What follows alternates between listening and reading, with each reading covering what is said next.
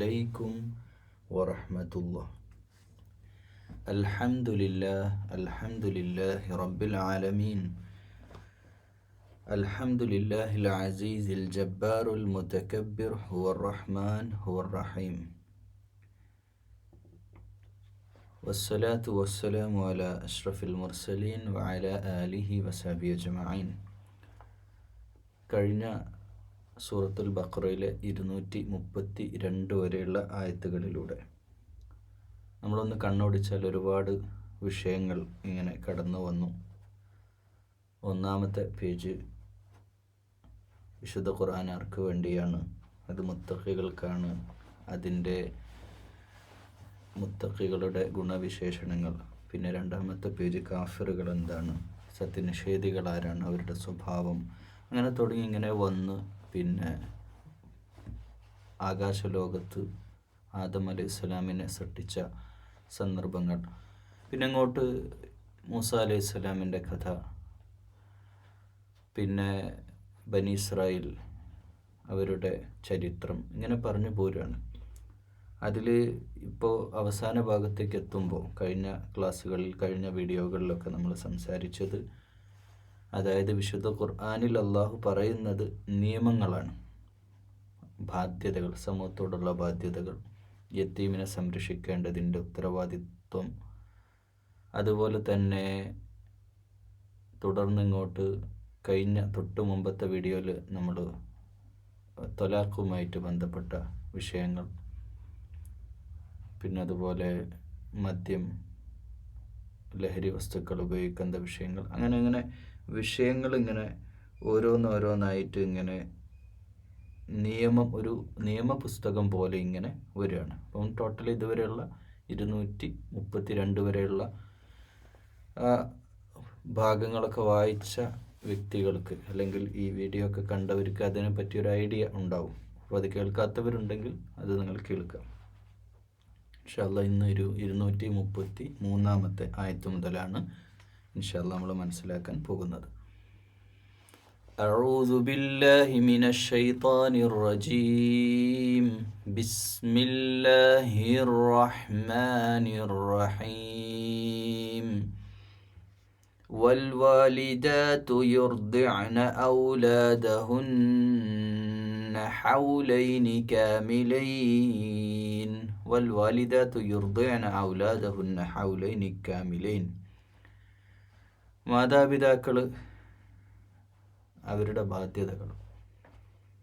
മാതാക്കൾ അഥവാ ഉമ്മമാർ തങ്ങളുടെ മക്കളെ, ഔലാദഹുന്ന അവരുടെ മക്കളെ, ഹൗലൈനി കാമിലൈൻ പൂർണ്ണമായി മുലയൂട്ടട്ടെ. പൂർണ്ണമായി മുലയൂട്ടുക എന്ന് പറഞ്ഞാൽ 2 വർഷം. അപ്പോൾ ഹൗലൈൻ എന്ന് പറഞ്ഞാൽ 2 വർഷത്തെയാണ് ഇവിടെ സൂചിപ്പിക്കുന്നത്. 2 വർഷത്തിൽ കൂടുന്നതിൽ തെറ്റൊന്നുമില്ല. ചില ഉമ്മമാർ പറയാറുണ്ട്, ഞങ്ങൾ 3 വയസ്സ് വരെയൊക്കെ മക്കൾ പാല് കൊടുത്തു എന്നുള്ളത്. പക്ഷെ ഇത് അള്ളാൻ്റെ നിയമമാണ്. അപ്പോൾ 2 വർഷം പാല് കിട്ടിയില്ലെങ്കിൽ, ഉമ്മയുടെ പാല് കിട്ടിയില്ലെങ്കിൽ, ശാസ്ത്രീയമായിട്ട് പറയുകയാണെങ്കിൽ ആ കുട്ടിക്ക് ആ കുട്ടിയുടെ മരണം വരെ ഒരുപാട് ശാരീരിക അസുഖങ്ങൾ ഉണ്ടാവുമെന്നാണ് ശാസ്ത്രം പറയുന്നത്. ശാസ്ത്രം ഇവിടെ നമ്മൾ പറയേണ്ട കാര്യമില്ല, കാരണം അള്ളാൻ്റെ നിയമം പറഞ്ഞാൽ പിന്നെ അതിൻ്റെ മേലെ ശാസ്ത്രത്തിനെ പറ്റി നമ്മൾ ചിന്തിക്കേണ്ട കാര്യമില്ല. പക്ഷേ അള്ള ഒരു കാര്യം നമ്മളോട് പറയുന്നുണ്ടെങ്കിൽ അത് നമുക്ക് ഗുണമുള്ള കാര്യമായിരിക്കും. അപ്പോൾ പാല് കൊടുക്കാൻ മടി കാണിക്കുന്ന ഉമ്മമാർ, പ്രത്യേകിച്ച് ഈ കാലഘട്ടത്തിലൊക്കെ ചില സ്ത്രീകളെങ്കിലും അങ്ങനെ വിചാരിക്കാറുണ്ട്. ന്യായമായ കാരണങ്ങളുള്ളവരല്ല ഇവിടെ പറയുന്നത്. അല്ലാത്തവർ പരമാവധി 2 വർഷം മിനിമം പാല് കൊടുക്കണം എന്നത് അള്ളാഹുവിൻ്റെ നിയമമാണ്. ലിമൻ അറാദ അൻ യുതിമ്മ الرضاعة.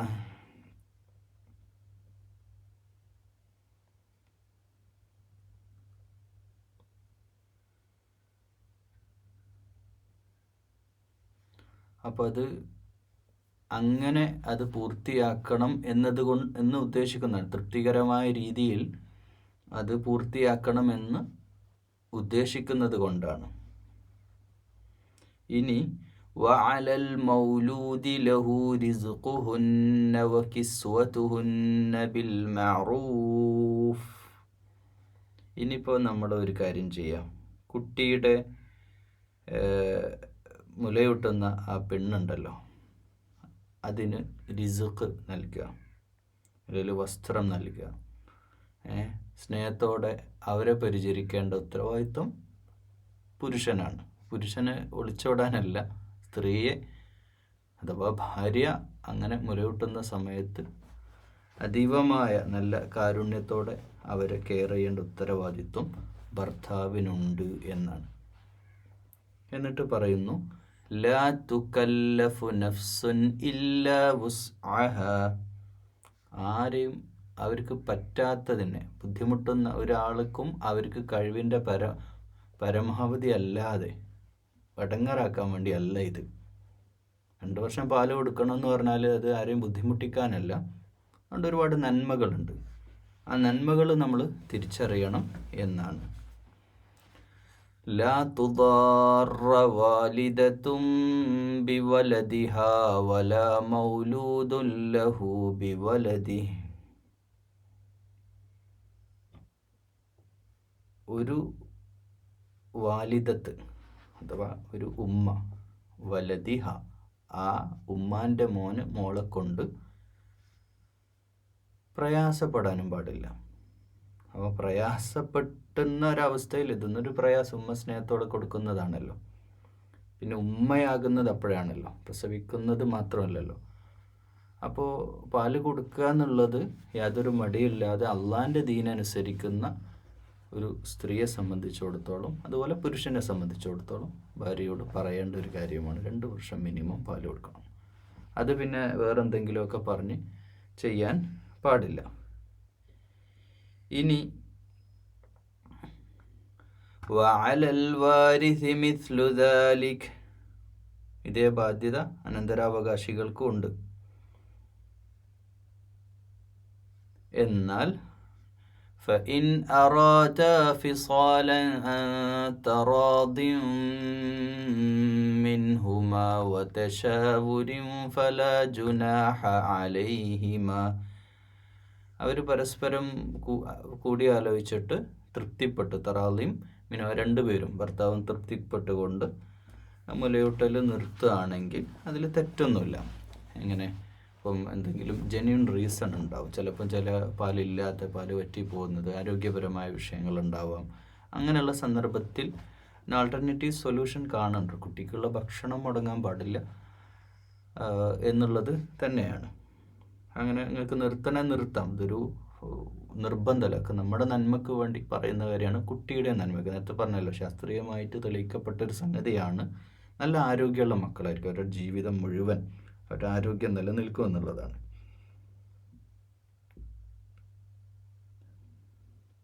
وَإِنْ أَرَدْتُمْ أَنْ تَسْتَرْضِعُوا أَوْلَادَكُمْ فَلَا جُنَاحَ عَلَيْكُمْ إِذَا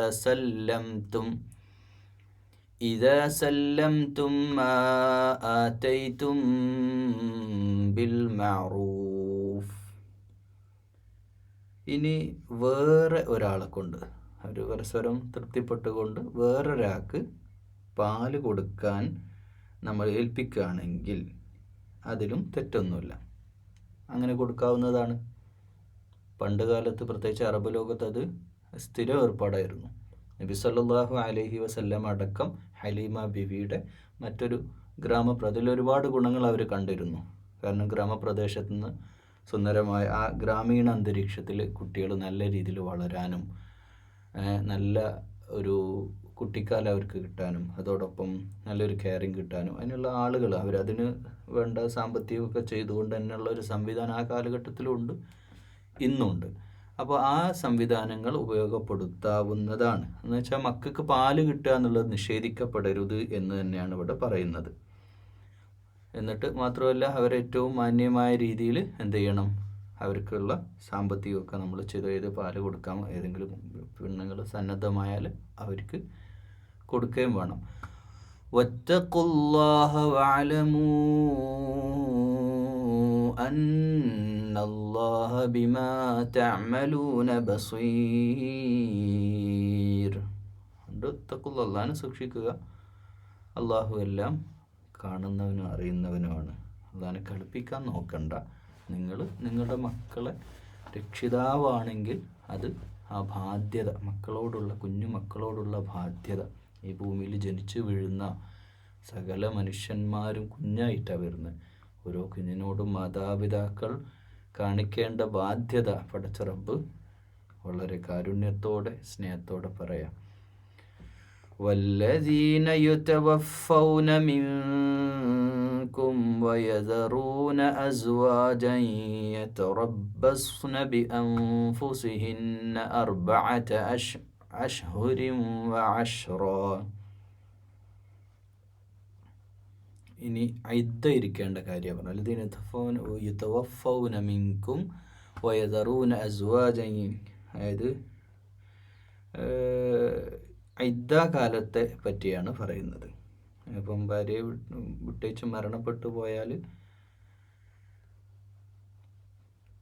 4 മാസവും 10 ദിവസവും, 4 മാസവും അർബഅത്തി അശ്ഹുർ വഅശ്റ, 4 മാസവും 10 ദിവസം ഇദ്ദ ഇരിക്കണം.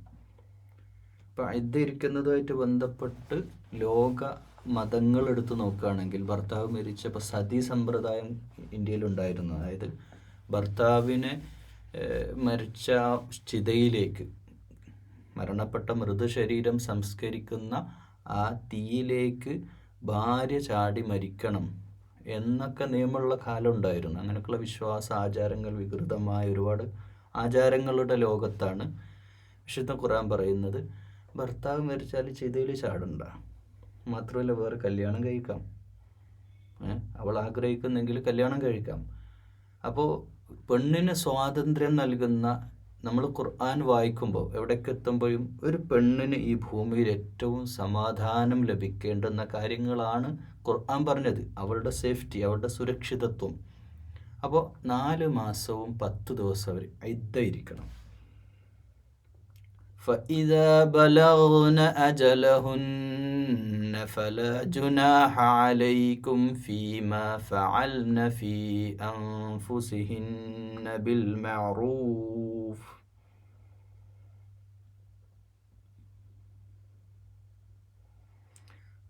അങ്ങനെ ആ ഒരു 4 മാസവും 10 ദിവസമൊക്കെ കഴിഞ്ഞാൽ പിന്നെ അവർക്ക് നാച്ചുറൽ ലൈഫിലേക്ക് തിരിച്ചു വരികയോ കല്യാണം കഴിക്കുകയോ ഒക്കെ മാന്യമായ രീതിയിൽ പോകുന്നതിൽ യാതൊരു തെറ്റുമില്ല. വല്ലാഹു ബിമാ തഅമലൂന ഖബീർ. അള്ളാഹു എല്ലാം അറിയുന്നവനാണ്, നിങ്ങൾ പ്രവർത്തിക്കുന്ന എല്ലാം അറിയുന്നവനാണ്. അപ്പം സ്ത്രീകളുമായിട്ട് ബന്ധപ്പെട്ട് ഇദ്ദ കാലഘട്ടം അത് പാലിക്കണം. അപ്പോൾ നേരത്തെ പറഞ്ഞു, ഒരു വിവാഹ ജീവിതം തൊലാഖിൻ്റെ വിഷയം പറഞ്ഞിട്ട് പിന്നെ പറയാണ് മക്കളുണ്ടാവുന്ന സന്ദർഭത്തിൽ അവർക്ക് പാല് കൊടുക്കേണ്ടതിൻ്റെ പ്രാധാന്യം. ഇനിയിപ്പോൾ ഭർത്താവ് മരണപ്പെട്ടു പോവുകയോ ഭർത്താവ് ഇല്ലാതായി പോവുകയൊക്കെ ചെയ്യുമ്പോൾ ഇദ്ദ കാലാവധിയെ പറ്റിയാണ് പിന്നീട് പ്രതിപാദിപ്പിക്കുന്നത്. എന്നിട്ട് വീണ്ടും പറയുന്നു അടുത്ത ആയത്തിൽ, വലാ ജുനാഹ അലൈക്കും ഫീമാ അറൽതും ബിഹി മിൻ ഖുത്ബത്തിൻ നിസാഇ ഔ അക്നൻതും ഫീ അൻഫുസികും. ഇനി നിങ്ങൾ അവർക്ക് ഒരു ഖുത്ബത്തിൻ നിസാഇ അക്നൻതും, അവരെ വിവാഹവുമായിട്ട് ബന്ധപ്പെട്ട് പെണ്ണുങ്ങളോട് നിങ്ങൾക്ക് പറയുകയും സൂചിപ്പിക്കുകയൊക്കെ ചെയ്യുന്നതിന് ആ സന്ദർഭത്തിലാണെങ്കിലും തെറ്റൊന്നുമില്ല. എന്നുവെച്ചാൽ വിവാഹം എന്നത് ഒറ്റയ്ക്കുള്ളൊരു ജീവിതം അല്ല, ആവേണ്ടതില്ല.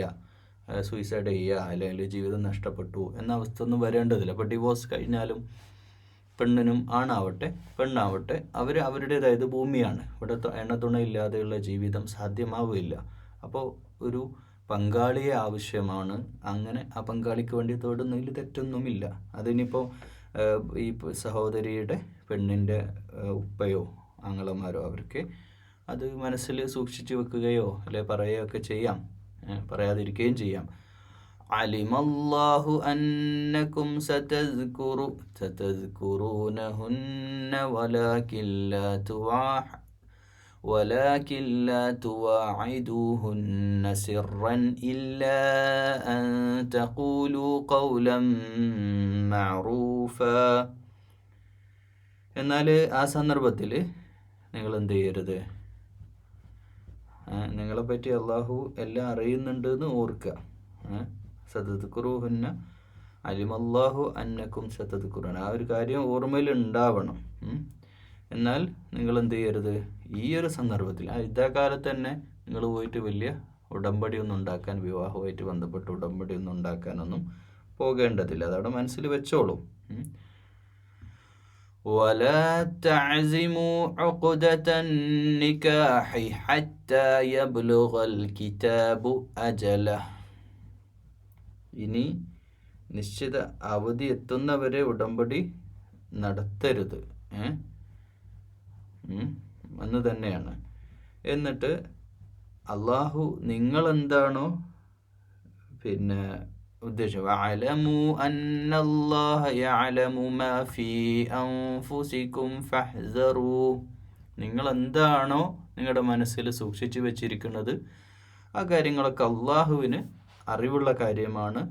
വഅലമു അന്നല്ലാഹ ഗഫൂറുൻ ഹലീം, അള്ളാഹു എല്ലാ കാര്യവും അറിയുന്നവനുമാണ്, എല്ലാം ക്ഷമിക്കുന്നവനുമാണ്. അപ്പോൾ അവൻ ഗഫൂറാണ്, പൊറുക്കുന്നവനാണ്, ഹലീമുമാണ്, ക്ഷമാശീലനുമാണ്, സഹനശീലനുമാണ്. അപ്പോൾ ഈ ഒരു കാര്യം ഇവിടെ ഇദ്ദയുടെ കാലാവധി പറയുന്നു. ആ കാലാവധിക്കിടയിൽ നിങ്ങളുടെ വിവാഹ അന്വേഷണങ്ങളൊക്കെ ആകാം, അതൊക്കെ മനസ്സിൽ വെച്ചോളൂ. പക്ഷേ ആ സമയത്ത് നിങ്ങൾ ഉടമ്പടിയൊക്കെ വെച്ച് ഒരു നിക്കാഹിലേക്ക് പെട്ടെന്ന് തീരുമാനമൊന്നും എടുക്കരുത്. ആ ഇദ്ദ കാലാവധി എന്നുള്ളത് ആ ഒരു പീരീഡ് മാനസികമായിട്ട് ഒരു പെണ്ണിനെ സംബന്ധിച്ചിടത്തോളം വിട്ടുകൊടുക്കേണ്ട സന്ദർഭമാണ്. അതൊക്കെ കഴിഞ്ഞിട്ട് നിങ്ങൾ ആയിക്കോളൂ എന്ന ഒരു ഇതൊക്കെ നിയമങ്ങളാണ്. അള്ളാഹിൻ്റെ ദീൻ ഇതൊക്കെ നമ്മുടെ ജീവിതത്തിലേക്ക്, വ്യക്തി ജീവിതത്തിലേക്ക്, ഒരു മനുഷ്യ ജീവിതത്തിലേക്ക് നന്മയുണ്ടാക്കാൻ വേണ്ടിയുള്ള കാര്യങ്ങളാണ് അള്ളാഹു പറയുന്നത്. ലാ ജുനാഹ അലൈക്കും ഇൻ ത്വല്ലഖ്തുമുൻ നിസാഅ മാ ലം തമസ്സൂഹുന്ന ഔ തഫ്രിദൂ ലഹുന്ന ഫരീദ. ഇനി ഒരു നിക്കാഹ്, ഒരു ത്വലാഖ്, ഒരു പെണ്ണിന് ഒരു ത്വലാഖ് സംഭവിക്കുകയാണ്. എങ്ങനെ? ആ പെണ്ണിനെ സ്പർശിച്ചിട്ടില്ല, വിവാഹ മൂല്യം നിശ്ചയിച്ചിട്ടുമില്ല, അപ്പോൾ നിക്കാഹ് ഉറപ്പിച്ചിട്ടുമില്ല, മെഹർ ഉറപ്പിച്ചിട്ടുമില്ല, സംസാരങ്ങൾ ഇങ്ങനെ നടന്നിട്ടേ ഉള്ളൂ. അങ്ങനെയാണെങ്കിൽ അതായത് നിക്കാഹിന് ശേഷമുള്ള കാര്യമാണ് പറയുന്നത്. ത്വലാഖാണല്ലോ. ത്വലാഖ്, ഒരു പെണ്ണിന് ത്വലാഖ് സംഭവിച്ചു, എന്നാൽ ആ നിക്കാഹ് നടന്നിട്ടില്ല, അവർ തമ്മിൽ ഒരുമിച്ച് ജീവിച്ചിട്ടുമില്ല എങ്കിൽ മെഹർ എന്ത് ചെയ്യണ്ട, കൊടുക്കേണ്ടതില്ല, മെഹർ കൊടുക്കേണ്ടതില്ല. എന്നാലാവട്ടെ മത്താഅ് വമത്തിഉഹുന്ന അലൽ മൂസിഇ ഖദറുഹു അലൽ മുഖ്തിരി ഖദറുഹു وعلى المقتر قدره متاعا بالمعروف حقا على المحسنين. മത്താഅ് കൊടുക്കണം. മത്താഅ് എന്ന് പറഞ്ഞാൽ ജീവിത വിഭവം. അതെങ്ങനെ വെച്ചാൽ ചില മുഫസ്സിരീങ്ങളുടെ അഭിപ്രായത്തിൽ ഒരു വർഷത്തേക്ക് ആ പെണ്ണിന് ജീവിക്കാൻ, അതായത് കുറച്ച് കാലം ഇപ്പം ഒരു ഭർത്താവ് ഇല്ലാത്ത സന്ദർഭത്തിൽ ഒരു പെണ്ണിന് എന്തായി പോകരുത്, പെണ്ണ് കഷ്ടപ്പെട്ടു പോകരുത്, ഒരു തലാഖ് കഴിഞ്ഞിട്ട് ഒരു പെണ്ണ് എന്തായി പോകരുത്, ബുദ്ധിമുട്ടിലായി പോകാൻ പാടില്ല. എന്തൊരു സ്നേഹത്തോടെയാണ് അള്ളാഹു ഓരോന്നും പറയുമ്പോൾ ഇങ്ങനെ അടിവരയിട്ട് സ്ത്രീയുടെ അവകാശത്തെപ്പറ്റി നിങ്ങൾക്ക് ഇങ്ങനെ പറയേണ്ടി വരും. പിന്നെ പെണ്ണിന് ഇത്രമേൽ സ്വാതന്ത്ര്യം നൽകുന്ന, ഇത്രമേൽ ഏത് കാലഘട്ടത്തിലാണ് അന്യായമായിട്ട് പെൺകുട്ടി ജനിച്ചാൽ, മക്ക കാലഘട്ടം എന്ന് പറഞ്ഞാൽ പെൺകുട്ടിയാണോ കൊണ്ടുപോയിട്ട് കുഴിച്ചു മൂടുന്ന ഒരു കാലഘട്ടത്തിലാണ് ഈ ആയത്തൊക്കെ ഇറങ്ങുന്നത്, നമ്മൾ ഓർക്കണം. അപ്പോൾ അനന്തരാവകാശം ഇല്ലാത്തൊരു കാലമാണ്. പെണ്ണിന് അനന്തര സ്വത്ത് കൊടുക്കണ്ട എന്ന് പറഞ്ഞ കാലത്താണ് അനന്തര സ്വത്തിനെ പറ്റി മേലെ ഇതേ സൂറത്തിൽ തന്നെ നമ്മൾ ഖുർആനിലൂടെ നമ്മൾ മനസ്സിലാക്കുന്നത്. അപ്പോൾ ഇവിടെ തലാഖ് സംഭവിച്ചാൽ, ഒരു പെണ്ണ് വിവാഹമോചിതയായാൽ പുരുഷൻ്റെ ബാധ്യത ഒരു മത്താഴ് കൊടുക്കണം. എന്താണ് മത്താഴ്? അത് പുരുഷൻ തൃപ്തിപ്പെട്ടതായിരിക്കണം. അവൻ്റെ സാമ്പത്തികമായിട്ട് അവൻ പൊരുത്തപ്പെട്ട് കൊടുക്കുന്നതാവണം. അത് മിനിമം 1 കൊല്ലം ജീവിക്കാനുള്ള സാമ്പത്തികമായിരിക്കണം. 1 കൊല്ലം ആ പെണ്ണിന് വേറെ ആളെ ഡിപ്പെൻഡ് ചെയ്യാൻ പറ്റൂല. 1 കൊല്ലം ഈ പറഞ്ഞ ഈ 4 മാസം 10 ദിവസം യുദ്ധ കാലാവധി ഉണ്ടല്ലോ, ആ കാലത്തേക്ക് എന്ന് ചില മുഫസ്സിരീങ്ങളുടെ അഭിപ്രായമുണ്ട്. ഇനി ആ യുദ്ധ കാലാവധി കഴിഞ്ഞാൽ പിന്നെയും കുറച്ച് മാസങ്ങൾ ചിലപ്പോൾ മറ്റൊരു വിവാഹ ജീവിതത്തിലൊന്നും എത്താൻ പറ്റിക്കോളണമല്ലോ. അതുകൊണ്ട് 1 വർഷത്തേക്കെങ്കിലുമുള്ള വിഭവങ്ങൾ കൊടുക്കണം എന്നതാണ് മത്താഴുമായിട്ട് ബന്ധപ്പെട്ട് പറയാനുള്ളത്. പക്ഷേ ആ മത്താഴ് കഴിഞ്ഞ വീഡിയോയിൽ നമ്മൾ സംസാരിച്ചിരുന്നത്, ശക്തമായിട്ട് സംസാരിച്ചൊരു വിഷയമുണ്ട്. അതൊരിക്കലും പുരുഷ പീഡനമാകാൻ പാടില്ല. സ്ത്രീ പീഡനം പോലെ തന്നെ വിവാഹ സമയത്ത് സ്ത്രീയിൽ നിന്ന് സ്ത്രീധനം ചോദിച്ച് അവരുടെ പ്രയാസപ്പെടുത്തി വാങ്ങുന്ന പോലെ പുരുഷനിൽ നിന്ന് ഡിവോഴ്സ് സമയത്ത് തിരിച്ച് വാങ്ങുന്ന ഒരു സംവിധാനം ഇന്ന് നാട്ടിലുണ്ട്. നിങ്ങൾക്ക് അറിയുന്ന കാര്യമാണ്. തെറ്റാണ് 100%. പുരുഷൻ തൃപ്തിപ്പെട്ട് തരുന്നതല്ലാത്ത 1 രൂപ നിങ്ങൾ പിടിച്ചു വാങ്ങുന്നുണ്ടെങ്കിൽ, അതിന് പിടിച്ചു വാങ്ങാൻ തന്നെ പറയാം. കേസ് കൊടുക്കുന്നത് എന്തിനാ എല്ലാവർക്കും അറിയാം. കേസ് കൊടുക്കുന്നത് പിടിച്ചു വാങ്ങാനാണ്. അങ്ങനെ വാങ്ങുന്ന തുക ഒരിക്കലും ഹലാൽ ആവുകയില്ല. അതുകൊണ്ട് നിങ്ങൾക്കൊരു ബർക്കത്തും റഹ്മത്തും നിങ്ങളുടെ ജീവിതത്തിൽ ഉണ്ടാകാൻ പോകുന്നില്ല. നിങ്ങൾക്ക് നാശമാണ് അതുകൊണ്ടുണ്ടാവുക. അതുകൊണ്ട് അത് മനസ്സിലാക്കിയിട്ട് നമ്മൾ ആ രീതിയിൽ പെരുമാറുക. അവിടെയൊക്കെ മാറൂഫ് എന്നാണ് ഒരു പ്രയോഗം. മാന്യത കൈവിടാത്ത ഡിവോഴ്സ് ആണെങ്കിലും, ഡിവോഴ്സൊക്കെ പരസ്പരം ചളിവാരി എറിഞ്ഞ് വല്ലാത്തൊരവസ്ഥയിലാണ് മിക്ക ഡിവോഴ്സുകൾ എത്താറുള്ളത്. അതിലൊന്നും പോവാതെ ഏറ്റവും നല്ല രീതിയിൽ മതാക്ക് കൊടുത്തുകൊണ്ട് പരസ്പരം ഇരുന്ന് കൂടിയാലോചിച്ച് നല്ല രീതിയിൽ വേണം ഇതിൻ്റെ കാര്യങ്ങളൊക്കെ ചെയ്യാൻ. ഹക്കൻ അലൽ മുസ്ലിമീൻ അലൽ മുഹ്സിനീൻ, ഇഹ്സാനോട് കൂടിയായിരിക്കണം അല്ലേ. ഇഹ്സാൻ എപ്പോഴും എടുത്തോണം. വിവാഹവുമായിട്ട് ബന്ധപ്പെട്ടും വിവാഹം പിരിയുന്ന സമയത്തും ഇഹ്സാനോട് പരസ്പരം നല്ല സഹകരണ മനോഭാവത്തോടെ, ഏറ്റവും സ്നേഹത്തോടെ, ഏറ്റവും മാന്യമായ രീതിയിൽ, ഏറ്റവും പരസ്പരം ഗുണം കാംക്ഷിച്ചുകൊണ്ട്, നന്മ പ്രവർത്തിച്ചുകൊണ്ട് വേണം ഈ കാര്യങ്ങളൊക്കെ പ്രവർത്തിക്കാൻ. ഒരിക്കലും ആ ഒരു ബന്ധം പിന്നെ എന്തായാലും അത് അകലാൻ പോവാണ്. ആ ഒരു കുടുംബ ബന്ധവും മുറിയാൻ പോവാണ്. പക്ഷേ ഒരു വൈര്യം മനസ്സിൽ വെച്ചുകൊണ്ട് പരസ്പരം പിരിയുന്ന ഒരവസ്ഥ ഉണ്ടാകരുത് എന്നതാണ് ഇസ്ലാമിൻ്റെ താല്പര്യം.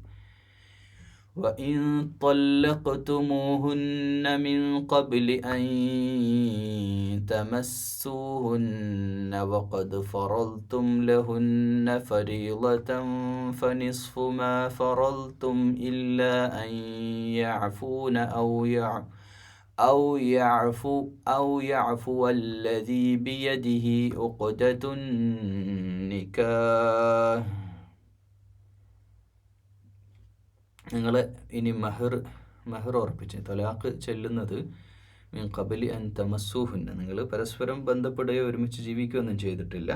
എന്നാൽ മെഹർ ഖദ് ഫറൽതും ലഹുന്ന ഫരീളത്തൻ, അപ്പോൾ ആ ഫറലായിട്ടുള്ള ഒരു വിവാഹ മൂല്യം നിങ്ങൾ നിശ്ചയിച്ചിട്ടുണ്ടെങ്കിൽ ഫനിസ്ഫു മാ ഫറൽതും, അതിൻ്റെ പകുതി എന്ത് ചെയ്യുക, നിങ്ങൾ കൊടുക്കണം.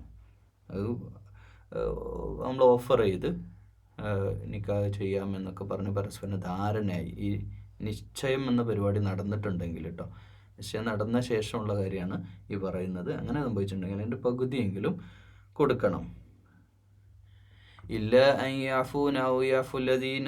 ഇനി ആരുടെ കയ്യിലാണ്, ഇനിയിപ്പോൾ അവർ ഇളവ് അനുവദിക്കുന്നില്ലെങ്കിലും പിന്നെ വിട്ടുവീഴ്ചയൊക്കെ ചെയ്യുന്നുണ്ടെങ്കിൽ അങ്ങനെ ചെയ്യാം.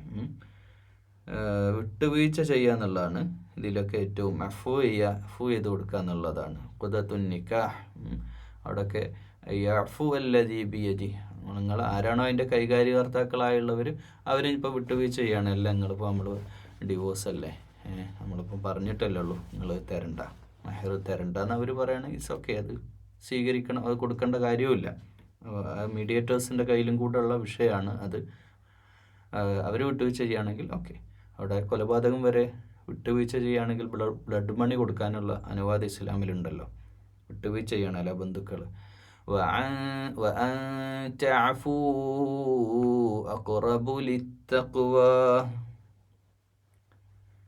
നിങ്ങൾ ഏറ്റവും സൂക്ഷ്മത പാലിക്കുന്നവർ വിട്ടുകൊടുക്കുന്ന ആളുകളുടെ കൂട്ടത്തിൽ, അതാണ് ഏറ്റവും നിങ്ങൾക്ക് അനുയോജ്യമായിട്ടുള്ളത്.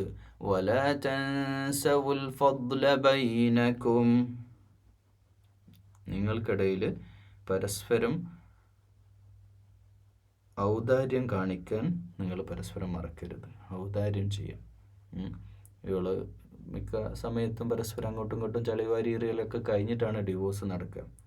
അപ്പോൾ ആ ഡിവോഴ്സ് നടക്കുന്ന സമയത്തും പരസ്പരം ഔദാര്യം ചെയ്ത് വിട്ടുകൊടുക്കാൻ അങ്ങോട്ടും ഇങ്ങോട്ടും. അപ്പോൾ ഒരു ഉദാഹരണമായിട്ട് വേറൊരു ഉദാഹരണം പറയാം. സ്ത്രീകളുടെ പക്ഷത്തു നിന്നുകൊണ്ട് സ്ത്രീകൾ ഈ വിവാഹ ശേഷം ഇപ്പം വീടുണ്ടായിട്ടുണ്ടാവും. സ്ത്രീക്ക് വേണ്ടി വീടുണ്ടാക്കി, ഇയാൾ ഗൾഫിൽ പോയിട്ട് 10-15 കൊല്ലം കഷ്ടപ്പെട്ട് വീടുണ്ടാക്കി, പെണ്ണിൻ്റെ ആണിൻ്റെയും പേരിലായിരിക്കും. അപ്പോൾ ആണ് തീരുമാനം എടുക്കുകയാണ്, ഞാൻ ഡിവോഴ്സ് ചെയ്യാണ്. അപ്പം അതിലൊരു 50% 70% ആ വീടിൻ്റെ സ്വർണ്ണമൊക്കെ അവളുടെ വീട്ടിൽ നിന്നും കൂടി ചേർത്തിട്ടാണ് സാമ്പത്തികമൊക്കെ ചെയ്തിട്ടുള്ള സ്ഥലം ആരെടുത്ത് തന്നായിരുന്നു. വീട് ഞാൻ ഉണ്ടാക്കിയതാണ്. ഏതായാലും അവളും മക്കളൊക്കെ ഉള്ളതല്ലേ, അവൾ ആ വീട്ടിൽ ജീവിച്ചോട്ടെ, ഞാനത് വിട്ടു വരുന്നു വീട് എന്നൊരാണ് പറയുകയാണെങ്കിൽ അത് വിട്ടുകൊടുക്കാവുന്നതാണ്. അതേപോലെ തന്നെ സ്വർണ്ണമൊക്കെ ആയ കാലത്ത് ഇവർ 5-10 കൊല്ലമൊക്കെ ജീവിച്ചു, 5 കൊല്ലെങ്കിലും ജീവിച്ചിട്ടൊക്കെയാണ് ഇവർ പിരിയുന്നതെന്ന് വിചാരിക്കുക. അപ്പോൾ ഇവരുടെ ജീവിതത്തിനും സന്തോഷത്തിനും വേണ്ടി എടുത്തതാണ് ഇവരുടെ സ്വർണ്ണമൊക്കെ. ഇയാളുടെ സ്വന്തം ഇഷ്ടത്തിന് വേണ്ടിയിട്ടല്ല, ഇവരുടേതായ കാര്യങ്ങൾക്ക് വേണ്ടിയിട്ട് എടുത്ത സ്വർണ്ണമാണ്. അപ്പോൾ ഈ പെണ്ണ് പറയാണ്, അന്നത്തെ അത്രയൊന്നും വേണ്ട, ഒരു ചെറിയൊരു എമൗണ്ട് മതി, ഇത്ര മതി എന്ന് പറഞ്ഞ അയാളുടെ അവസ്ഥ എനിക്കറിയാം. അപ്പോൾ പണിയൊന്നും ഇല്ലാതെ ബുദ്ധിമുട്ടാണ്. അപ്പോൾ അയാൾ അങ്ങനെയൊക്കെ പരസ്പരം ധാരണയും സ്നേഹവും ഔദാര്യവും ഒക്കെ കാണിക്കേണ്ട ഒരു സന്ദർഭമായിട്ടാണ് ത്വലാഖും അള്ളാഹു നമ്മളെ പഠിപ്പിക്കുന്നത്. ഇന്നല്ലാഹ ബിമാ തഅമലൂന ബസീർ. ഈ ആയത്തൊക്കെ പറഞ്ഞ് അവസാനിക്കുന്ന വാക്കുണ്ടല്ലോ, അത് ഒരു എന്താ പറയുക, ഒരു തരത്തിലുള്ള ഒരു ഭീഷണിയുടെ സ്വരം കൂടെ ഉണ്ട്. ബിമാ തഅമലൂന, അള്ളാഹ് ഇതൊക്കെ കാണുന്നുണ്ട് എന്നുള്ള കാര്യം, അള്ളാഹ് ഇതൊക്കെ കാണുന്നുണ്ട് എന്ന കാര്യം തീർച്ചയാണ് നിങ്ങൾ ചെയ്യുന്നതൊക്കെ എന്ന്. എന്നിട്ട് പറയാം, ഹാഫിളു അലസ്സലാത്തി വസ്സലവാത്ത്, حافظوا على الصلوات والصلاة الوسطى وقوموا لله قانتين.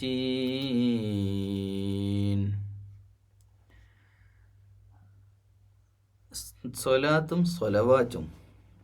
അപ്പോൾ നിങ്ങൾ നമസ്കാരത്തിൽ നിഷ്ഠ പുലർത്തുക, അള്ളാഹിൻ്റെ മുമ്പിൽ ഭക്തിയോടെ നിന്ന് നിസ്കരിക്കുക. അപ്പോൾ നിസ്കാരവും ഈ മേലെ പറഞ്ഞ കാര്യങ്ങളും നിക്കാഹും തലാഖും ജീവിതത്തിൻ്റെ നിയമങ്ങളും ഒക്കെ ആയിട്ട് ഈ നമസ്കാരത്തെ ബന്ധപ്പെടുത്തുന്നു എന്നതാണ്. അപ്പം ഈ നിസ്കാരത്തിലുള്ള സൂക്ഷ്മത, കൃത്യമായിട്ട് 5 വക്ത് അള്ളാഹിൻ്റെ മുമ്പിൽ വക്തത്തിന് നിസ്കരിക്കുക എന്നുള്ളത് അടിസ്ഥാനമാണ്. അതില്ലേ പിന്നെ നമ്മൾ വലിയ മുസ്ലിമാന്നൊന്നും പറഞ്ഞ് നടന്നിട്ട് ഒരു കാര്യവുമില്ല. അത് അടിസ്ഥാനമാണ്. അടുത്ത ആയത്തിലേക്ക് ഇനി നിസ്കാരവുമായിട്ട് ബന്ധപ്പെട്ടുള്ള തുടർ വിശദീകരണമാണ്. فَإِنْ خِفْتُمْ فَرِجَالًا أَوْ رُكْبَانًا.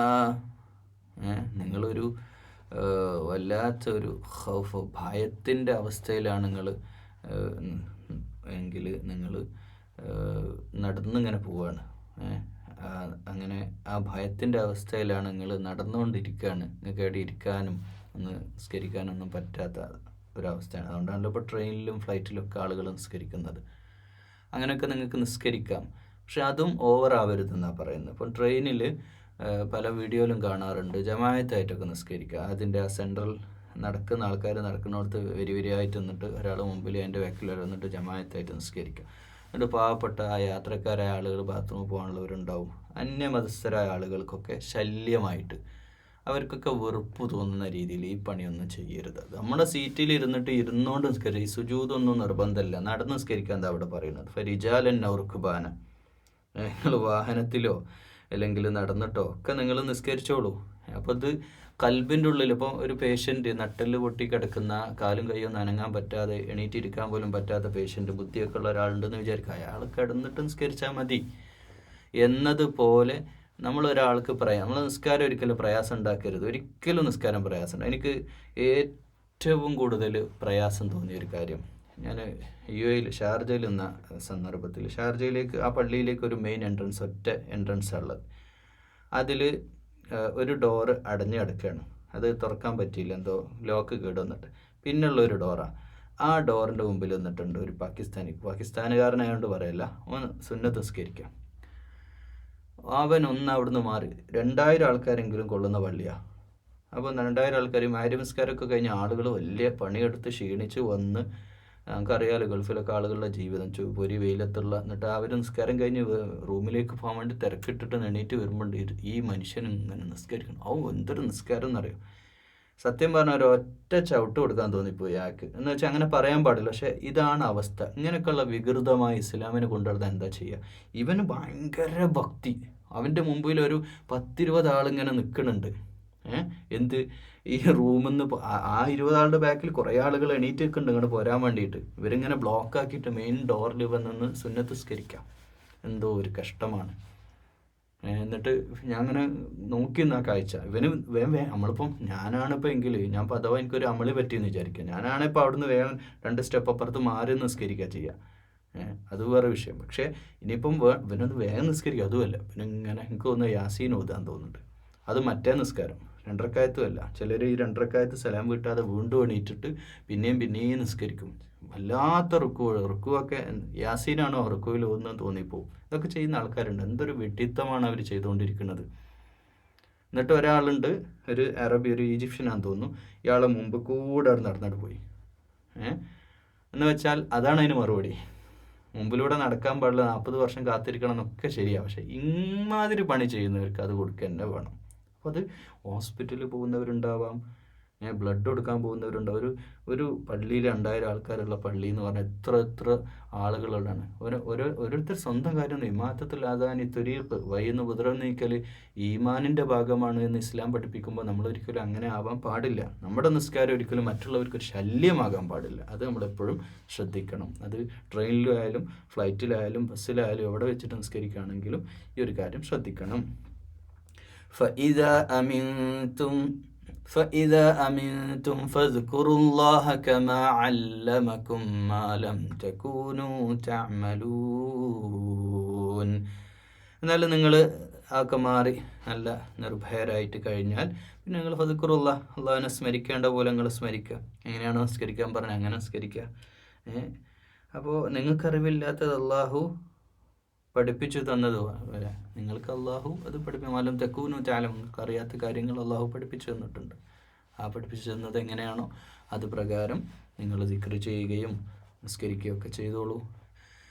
والذين يتوفون منكم ويذرون أزواجا وصية لأزواجهم متاعا إلى الحول غير إخراج. ഭാര്യമാരെ الذين يتوفون منكم ويذرون أزواجا വസിയ്യത്ത് ചെയ്യാം. ആരെ? മരണപ്പെട്ടു പോകുന്ന ആളുകൾ. അപ്പോൾ മരിക്കുക എന്നുള്ളത് പെട്ടെന്ന് സംഭവിക്കുന്നതാണ്. എങ്കിലും അവർക്ക് ഒരു കൊല്ലത്തേക്കുള്ള വിഭവമെങ്കിലും, ഇപ്പം ചില അസുഖങ്ങളൊക്കെ നേരത്തെ തന്നെ അറിയുകയും മരണം പ്രതീക്ഷിക്കുകയും ചെയ്യുന്ന ആളുകൾ, ഇനി അതൊന്നും വേണ്ട, ഒരു പ്രായമായ ആളുകളൊക്കെ ഉണ്ടല്ലോ, ഭാര്യമാരോടൊക്കെ ഇഷ്ടമൊക്കെ ഉള്ള ആളുകൾ, ഒരു കൊല്ലത്തേക്കുള്ള അത് ഒരു സാമ്പത്തികമെങ്കിലും വസിയ്യത്ത് എഴുതി വെക്കുക. ഞാൻ മരിച്ചു കഴിഞ്ഞാൽ അവൾ കഷ്ടപ്പെടാൻ പാടില്ല.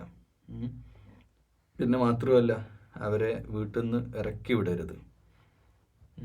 അതൊക്കെ അന്നൊക്കെ നടക്കുന്നതാണ്. ഫൈൻ ഖറജ്ന ഫലാ ജുനാഹ അലൈക്കും ഫീമാ ഫഅൽന ഫീ അൻഫുസിഹിന്ന മിൻ മഅറൂഫ്. ഭർത്താവോട് മരിക്കണോടുകൂടെ എല്ലാം വിട്ടെറിഞ്ഞ് ഈ പെണ്ണങ്ങ് പോകണം. ഭർത്താവ് മരിച്ച ഭർത്താവിൻ്റെ വീട്ടുകാർ പറഞ്ഞ് പോയിക്കോ, നിനക്കെന്താ അവിടെ കാര്യം എന്നല്ല. അവർക്കുള്ള മത്താഴും അതിന് ശേഷമുള്ള ഒരു വർഷത്തേക്കുള്ള ഭൗതിക വിഭവങ്ങൾ അവർക്ക് നൽകുകയും അതോടൊപ്പം അവർക്ക് ആ വീട്ടിലെ അവകാശവും കൊടുത്ത്, ഇനിയിപ്പോൾ സ്വന്തം ഇഷ്ടപ്രകാരം അവൾ ഇറങ്ങിപ്പോവുകയാണെങ്കിൽ അൻഫുസിഹിന്ന മിൻ മഅറൂഫ്, ഒരു മാന്യമായിട്ട് അവൾ എന്ത് ചെയ്യണം, പോവുകയാണെങ്കിൽ പോയിക്കോട്ടെ.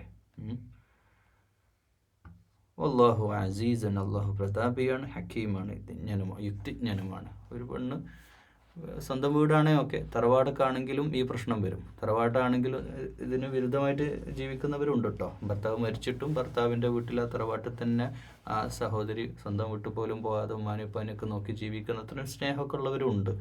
പക്ഷേ നോർമലി അവർ തറവാടാണെങ്കിൽ അവർ പോവുകയാണ് ചെയ്യാം. അവരെന്തിനാ അവിടെ നിൽക്കുക, അവരധികപ്പറ്റായിട്ട് ഭർത്താവ് എന്ന ലാബിലാണല്ലോ അവിടെ ജീവിക്കുന്നത്.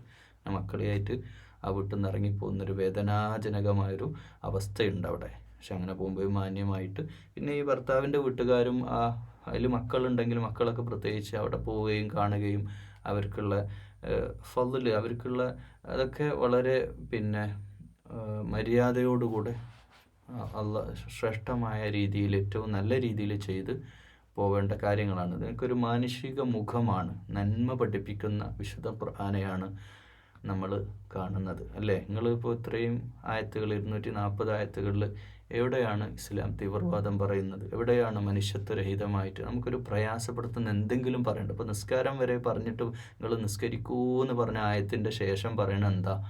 നിങ്ങൾ നടന്നിട്ടോ പേടി ഇടങ്ങേറിലും ബുദ്ധിമുട്ടിലൊക്കെ ആണെങ്കിൽ പ്രയാസപ്പെടണ്ട, നിങ്ങൾ എങ്ങനെയെങ്കിലും ഒന്ന് നിസ്കരിച്ചാൽ മതി. പിന്നെ നിങ്ങൾ നല്ല രീതിയിൽ നിങ്ങൾ വേറെ നിസ്കരിച്ചോ, നിർഭയാവസ്ഥയൊക്കെ മാറിയിട്ട് നിങ്ങൾക്ക് പറ്റുന്ന പോലെയൊക്കെ ചെയ്താൽ മതി, ആരും ഇടങ്ങേറാവണ്ട എന്ന് ഒരു ഉപ്പ, സ്നേഹനിധിയായ ഉപ്പ സംസാരിക്കുന്ന പോലെ മാഷാ അല്ലാഹ് നമ്മുടെ റബ്ബ് നമ്മളോട് സംസാരിക്കുകയാണ്. ഭാര്യമാരോട്, സഹോദരിമാരോട് എത്ര കാരുണ്യം, എത്ര ആയത്തുകളാണ് മാറ്റി വെക്കുക. നിങ്ങൾ ആലോചിച്ച് നോക്കുക, അള്ളാഹു സംസാരിക്കുന്നതൊക്കെ സഹോദരിമാർക്ക് വേണ്ടിയിട്ടാണ്. وَلِلْمُطَلَّقَاتِ مَتَاعٌ بِالْمَعْرُوفِ حَقًّا عَلَى الْمُتَّقِينَ. തഖ്വ പുലർത്തുന്നവരുടെ ബാധ്യതയാണ് മത്താവ് കൊടുക്കുക എന്നുള്ളത്. മത്താഴ് എന്ന് പറഞ്ഞാൽ ജീവിത വിഭവം. പെണ്ണ് ഡിവോഴ്സോടുകൂടെ ഒന്നുമില്ലാത്തവളാവാൻ പാടില്ല. അവൾക്കൊരു വർഷത്തേക്കുള്ളതെങ്കിലും മിനിമം അവൾക്ക് കൊടുക്കണം. അതൊരു പുരുഷൻ്റെ, പ്രത്യേകിച്ച് മുത്തഖിയായ ഒരു പുരുഷൻ്റെ ബാധ്യതയാണ്. ഇതിന്ന് പാലിക്കപ്പെടുന്നുണ്ട്. പക്ഷേ വിരോധാഭാസം അതൊരു കേസിലൊക്കെ പോയിട്ട് വല്ലാതെ പുരുഷന് ലക്ഷങ്ങൾ പറഞ്ഞിട്ട് ഡിവോഴ്സിന് പല കാരണങ്ങളുണ്ടാവും. അത് പുരുഷൻ്റെ ഭാഗത്ത് തന്നെ ആയിക്കൊള്ളണം എന്നുമില്ല. ഇനിയിപ്പോൾ ന്യായമായിട്ടും പുരുഷൻ്റെ ഭാഗത്തല്ലാത്ത വിഷയത്തിലും പെണ്ണിൻ്റെ ഇഷ്ടത്തിന് പെണ്ണിൻ്റെ സുഖം തേടി സ്വന്തം വീട്ടിൽ സുഖം ഇവിടെ കിട്ടിക്കൊള്ളണമെന്നില്ലല്ലോ. അങ്ങനെയൊക്കെ പുതിയ മോഡേൺ ജനറേഷനിൽ അങ്ങനെയൊക്കെ ഡിവോഴ്സ് തൊട്ടതിനും പിടിച്ചതിനൊക്കെ ഡിവോഴ്സ് അടക്കുന്നുണ്ട്. അങ്ങനെയുള്ള പെണ്ണുങ്ങൾ അതൊരു ഏർപ്പാടാക്കി 1-2 ഡിവോഴ്സ് ചെയ്തിട്ട് കിട്ടാവുന്നൊക്കെ പിടിച്ച് വാങ്ങുന്ന ഇന്നത്തെ, കാരണം ഈ ഫാമിലി കോർട്ട് എന്ന് പറഞ്ഞാൽ തന്നെ സ്ത്രീകൾക്കും കുട്ടികൾക്കും ഉള്ളതാണല്ലോ. അവർക്ക് വേണ്ടിയിട്ട് അത് സപ്പോർട്ട് കിട്ടുന്നുള്ളതിൽ അവർ നന്നായിട്ട് ഈ രീതിയിൽ തന്നെ വാങ്ങി ജീവിക്കുന്ന എത്രയോ പേരുണ്ട്. അതൊന്നും ഹലാലായിട്ടുള്ള സമ്പാദ്യമാവില്ല എന്ന് സൂചിപ്പിക്കുകയാണ്. كذلك يبين الله لكم آياته كذلك يبين الله لكم آياته لعلكم تعقلون. ബുദ്ധിയുള്ളവർക്ക്, കാര്യങ്ങൾ മനസ്സിലാവുന്നവർക്ക് ഇതൊക്കെ പറഞ്ഞാൽ മനസ്സിലാവും. അപ്പോൾ അള്ളാഹു ഈ ദൃഷ്ടാന്തങ്ങൾ, ആയാത്തുകളൊക്കെ നമ്മളോട് പറയുന്നത് നിങ്ങൾക്ക് അതിനെപ്പറ്റി മനസ്സിലാവാൻ, ചിന്തിച്ച് മനസ്സിലാക്കാൻ വേണ്ടിയിട്ടാണ്. ഇനി നമ്മുടെ ബനി ഇസ്രായേലിലേക്ക് തന്നെ വീണ്ടും തിരിച്ചു വരികയാണ്. ബനി ഇസ്രായേലിനെ പറഞ്ഞിട്ട് അള്ളാഹ്ക്ക് അത്രയേറെ അനുഗ്രഹങ്ങൾ ആ സമൂഹത്തിന് കൊടുത്തിട്ട് അവർ നന്ദികേട് കാണിച്ചതിൻ്റെ പരാതി, അതിന്ന് പാഠം ഉൾക്കൊള്ളാൻ നമ്മളോടുള്ള ആഹ്വാനം, അതാണ് ബനി ഇസ്രായേലിൻ്റെ ചരിത്രം. ചരിത്രം വെറുതെ പറയല്ല. ഇന്നും ഇപ്പോഴും നമ്മളിപ്പോൾ ഇറാൻ യുദ്ധം നടക്കുന്ന സന്ദർഭത്തിലും ഫലസ്തീൻ പ്രശ്നം നടക്കുമ്പോഴൊക്കെ നമ്മൾ ഇസ്രായേലിനെ ഓർക്കാത്ത ദിവസങ്ങളില്ല. അപ്പോൾ ഈ ഇസ്രായേലിൻ്റെ കാര്യം ഇങ്ങനെ വീണ്ടും അടിക്കടി പറയുന്ന, അത്രയും അള്ളാഹു സ്നേഹിച്ച പ്രവാചകന്മാരുടെ പരമ്പര തന്നെ വന്ന ഒരുപാട് നിഅമത്ത് കൊടുത്ത ആ സമൂഹത്തെപ്പറ്റി. അലം തറ ഇലല്ലദീന ഖറജൂ മിൻ ദിയാരിഹിം വഹും ഉലൂഫുൻ ഖദറൽ മൗതി ഫഖാല ലഹുമുല്ലാഹു മൂതു സുമ്മ അഹ്യാഹും ഇന്നല്ലാഹ ലസൂ ഫദ്ലിൻ അലന്നാസി വലാകിന്ന അക്സറന്നാസി ലാ യശ്കുറൂൻ. ഇത് അലം തറ ഇലല്ലദീന ഖറജു, അവർ പുറത്തു പോയത് ഇതിരെ മൂലം ആയിരക്കണക്കിന് ആളുകൾ അവരുണ്ടായിരുന്നിട്ട് പോലും അള്ളാഹുവിൻ്റെ മാർഗത്തിൽ യുദ്ധം ചെയ്യാനും ഫലസ്തീൻ ദേശത്തേക്ക് പലായനം ചെയ്യാനൊക്കെ അവരോട് പറഞ്ഞ സന്ദർഭത്തിൽ നീയും എൻ്റെ റബ്ബും പോയി യുദ്ധം ചെയ്തോ എന്ന ഒരു സ്വഭാവം അവർ കാണിച്ചു. ആ ഒരു സ്വഭാവം കാണിച്ചതിനെയാണ് അവർക്ക് അതിൻ്റെ ഫലമായിട്ട് 40 വർഷത്തോളം അവർ മരുഭൂമിയിൽ അലയേണ്ടി വന്നതും, പിന്നെ ഇതിൻ്റെ ചില തഫ്സീറിൽ പറയപ്പെടുന്നത് അവർ മരിച്ച പോലെ ആയി. ആ ഒരു ജനത അവിടെ ഒരു വല്ലാത്ത അസുഖങ്ങൾ വന്ന് പകർച്ചവ്യാധി വന്ന് മരണപ്പെടുകയും പിന്നെ അവരുടെ തലമുറയാണ് പിന്നീട് ജീവിച്ചത് എന്നും ചില തഫ്സീറിന്ന് പറയുന്നുണ്ട്. എന്ന് വെച്ചാൽ ആൾബലമൊക്കെ ഉണ്ടായിരുന്നിട്ട് പോലും അവർക്ക് അള്ളാഹിൻ്റെ മാർഗത്തിൽ ഇറങ്ങിത്തിരിക്കാനോ മുന്നോട്ട് പോകാനോ അവർക്ക് സാധിച്ചിട്ടില്ല. അള്ളാഹു പറയുന്ന അള്ളാഹു ഫളുൻ അലന്നാസി വലാകിന്ന അക്സറന്നാസി ലാ യഷ്കുർ. അപ്പം നന്ദി കാണിക്കാത്ത മനുഷ്യരിലേറെ പേരും നന്ദി കാണിക്കുന്നില്ല. നന്ദി കാണിക്കുന്ന ആളുകളോട് അള്ളാഹു ഫളുള്ളവൻ ഔദാര്യമുള്ളവനാണ് എന്ന് ആയത്തിൽ പറയുന്നു. അപ്പോൾ നന്ദികേട് കാണിച്ച ബനി ഇസ്രായേലിൻ്റെ അവസ്ഥയാണ് പറയുന്നത്. അടുത്ത ആയത്തത് അതിന് അനുബന്ധം കുറിച്ച് പറയുന്നു. وقاتلوا في سبيل الله واعلموا أن الله سميع عليم. അള്ളാഹുവിൻ്റെ മാർഗത്തിൽ ഫീ സബീലില്ലാ നിങ്ങൾ യുദ്ധം ചെയ്യുക എന്ന് അവരോട് പറഞ്ഞാൽ വഅലമു അന്നല്ലാഹ സമീഉൻ അലീം.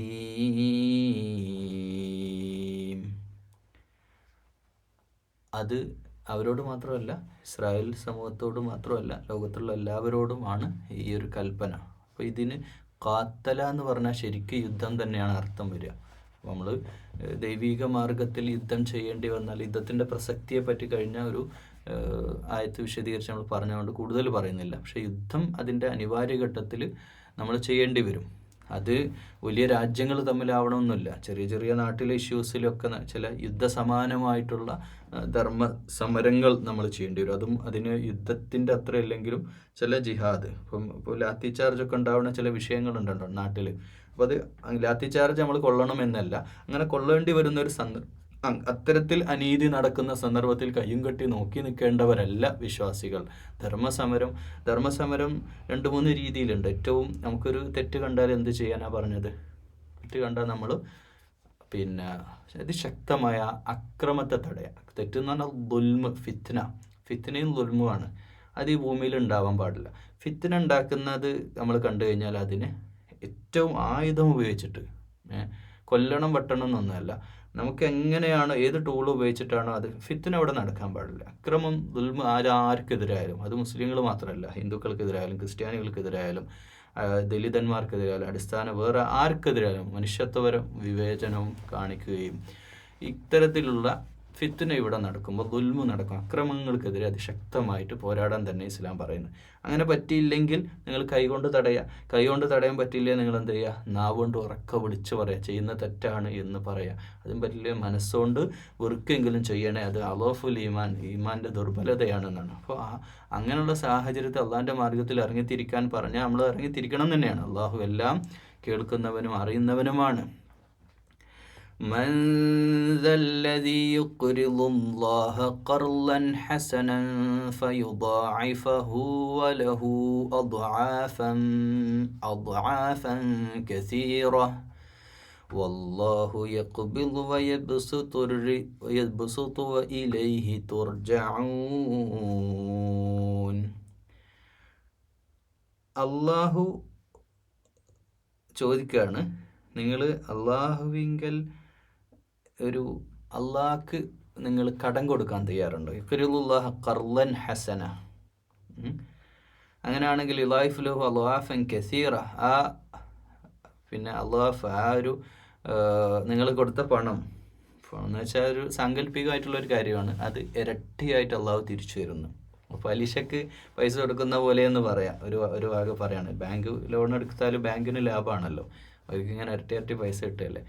അല്ലെങ്കിൽ അത് വേണ്ട, പലിശയായിട്ട് ബന്ധപ്പെടുത്തണ്ട. അതിനേക്കാൾ നല്ലത് നമ്മൾ പ്രോഫിറ്റ് കിട്ടുന്ന ഒരു ബിസിനസ്സിൽ നമ്മൾ ഇൻവെസ്റ്റ് ചെയ്യുന്ന പോലെയാണ്. നമുക്ക് ഇരട്ടി ഇപ്പോൾ 1 ലക്ഷം കിട്ടാൻ അടുത്ത മാസം 2 ലക്ഷം കിട്ടുന്ന ഒരു ഏർപ്പാടുണ്ടെന്ന് വിചാരിച്ച നാട്ടിൽ അത്രയും നല്ലൊരു ബിസിനസ്, റണ്ണിങ് ബിസിനസ് ഉണ്ട്, നമ്മൾ 1 ലക്ഷം ഇൻവെസ്റ്റ് ചെയ്യാൻ പോകാമെന്ന് വിചാരിച്ചു. അതുപോലെ അള്ളാഹുവിന് നമ്മൾ ഒരു ലാഭകരമായിട്ടുള്ളൊരു കടം കൊടുക്കാൻ നിങ്ങൾ തയ്യാറുണ്ടോ?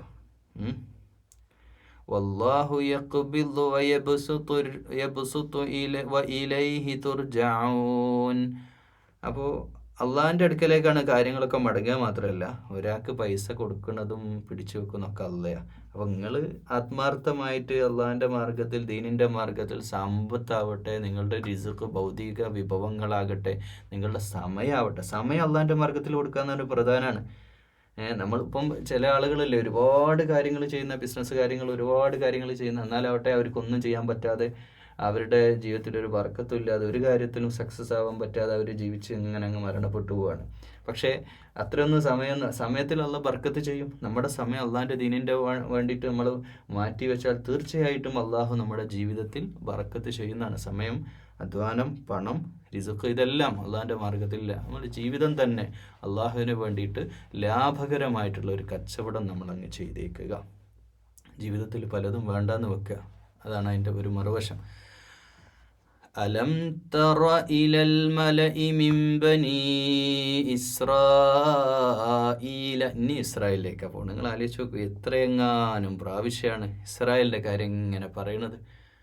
അലം തറ ഇലൽ മലഇ മിൻ ബനി ഇസ്രായീല മിൻ ബഅദി മൂസ ഇദ് ഖാലൂ ലിനബിയ്യിൻ ലഹു മുബ്അസ് ലനാ മലികൻ നുഖാതിൽ ഫീ സബീലില്ലാഹ്. അലം തറ ഇലൽ മലഇ, ബനി ഇസ്രായേലിയർ പിന്നെ മൂസ അലൈഹിസ്സലാമിൻ്റെ കാലശേഷം, അപ്പോൾ ദാവൂദ് അലൈഹിസ്സലാമിൻ്റെ ആ ഒരു കാലഘട്ടത്തിലാണ്. അവിടെ അന്നത്തെ അവരുടെ ഒരു നേതാവിനോട്, അത് നബി ആയിരുന്നില്ല എന്നാണ് അറിയപ്പെടുന്ന ചരിത്രം, എന്നാൽ നബിയാണെന്നും പറയപ്പെടുന്നുണ്ട്. എന്നാൽ അവരെ സംബന്ധിച്ചിടത്തോളം ഖുർആനിൽ പറയപ്പെടാത്ത ഒരുപാട് നബിമാരുണ്ട്. ഉള്ളത് തന്നെ ഉണ്ട്. 25 നബിമാരല്ലല്ലോ ഉള്ളത്.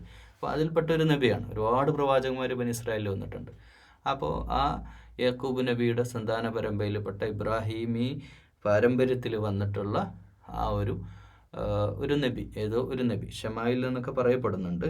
ആ നബിയോട് അവരോട് പറയാണ്, ഇത് ഖാലൂലി നബിയില്ലഹു മുബ്അസ്, അല്ല നബി തന്നെ പറയണം കേട്ടോ. ഇവിടെ എനിക്കൊരു തെറ്റ് പറ്റി, നബി എന്ന് തന്നെ പറഞ്ഞല്ലോ, അവരുടെ കൂട്ടത്തിലുള്ള നബിയോട്. അപ്പോൾ നബി തന്നെയാണ്, പക്ഷേ അത് 25 നബിമാരിൽ പെട്ട നബിയല്ല. ദാവൂദ് അലൈഹിസ്സലാം അന്ന് അവിടെ ഉണ്ട്. അപ്പോൾ ഒരേ സമയത്ത് ആ നാട്ടിൽ പ്രവാചകന്മാർ 2-3 പ്രവാചകന്മാർക്ക് അള്ളാഹു വഹി നൽകുന്ന ഒരവസ്ഥയും ആ പല കാലഘട്ടങ്ങളിലും ഉണ്ടായിട്ടുണ്ട്. അതിൽപ്പെട്ട ഒന്നാണ്. ഇപ്പോൾ മൂസാ നബിയുടെ കാലഘട്ടത്തിൽ തന്നെ ഹാറൂൻ നബി ആ സമയത്ത് തന്നെ ഉണ്ട്, അതുപോലെ ഉണ്ടായിട്ടുണ്ട്. അപ്പോൾ അവിടുത്തെ നബി, അപ്പോൾ ഈ നബിയുടെ ഒരു അവസ്ഥയെപ്പറ്റി ചരിത്രത്തിൽ പറയുന്നത്, വല്ലാതെ പ്രായമായിട്ടുണ്ട്, ഒരു യുദ്ധം നയിക്കാനോ ഒരു ലീഡറായിട്ടൊന്നും ആവുന്ന അവസ്ഥയിലല്ലുള്ളത്. നമുക്കൊരു മലിക്കിനെ വേണം, നമുക്കൊരു ലിബറേറ്റർ, ഒരു വിമോചകനെ വേണം, ഒരു രാജാവിനെ വേണം. നുഖാത്തിൽ ഫീ സബീലില്ലാഹ്, അള്ളാഹുവിൻ്റെ മാർഗത്തിൽ. കാരണം ഈ ഇസ്രായേലിനെ സംബന്ധിച്ചിടത്തോളം അന്നും മലാഖികൾ എന്ന് പറഞ്ഞിട്ടുള്ള ഒരു വിഭാഗം, അങ്ങനെയാണ് ചരിത്രത്തിൽ പറയുന്നത്. ഈ വിഭാഗം ഇപ്പോൾ നമ്മൾ മനസ്സിലാക്കേണ്ട ആ ഒരു ഹീബ്രു ഭാഷ സംസാരിക്കുന്ന ഈജിപ്തിലും പരിസര പ്രദേശങ്ങളിലൊക്കെ ഉണ്ടായിരുന്ന ഒരു വിഭാഗമാണല്ലോ ബനി ഇസ്രായേൽ വരെ. അവർ ഫലസ്തീനിലും കുറച്ച് പേരുണ്ടായിരുന്നു, പിന്നെ അതുപോലെ തന്നെ ഈ ഭാഗങ്ങളിലൊക്കെ. പക്ഷേ ഈ ഈസാ നബിയുടെയും മുമ്പത്തെ സംഭവമാണ് പറയുന്നത്. ഈസാ നബിയുടെ ശേഷമുള്ള റോമൊക്കെ വല്ലാതെ, നമുക്കറിയാം ജർമ്മനിയൊക്കെ എത്രത്തോളം ജൂതന്മാരെ, ലക്ഷക്കണക്കിന് ജൂതന്മാരെ കൊല ചെയ്തിട്ടുണ്ട്. ഹിറ്റ്ലറിനൊക്കെ കഥ നമുക്കറിയാം. പക്ഷേ അതിൻ്റെയൊക്കെ മുമ്പ് ഈ 1ാം വേൾഡ് വാറൊക്കെ നടക്കുന്നത് ഇതൊക്കെ ഇപ്പോഴാണല്ലോ. ഈ ആഫ്റ്റർ പിന്നെ ക്രിസ്തുവിന് ശേഷം, ഈസാ നബിക്ക് ശേഷമുള്ള കാര്യങ്ങളാണ് ഇതൊക്കെ. ഈസാ നബിക്കൊക്കെ മുമ്പുള്ള കാര്യമാണ്.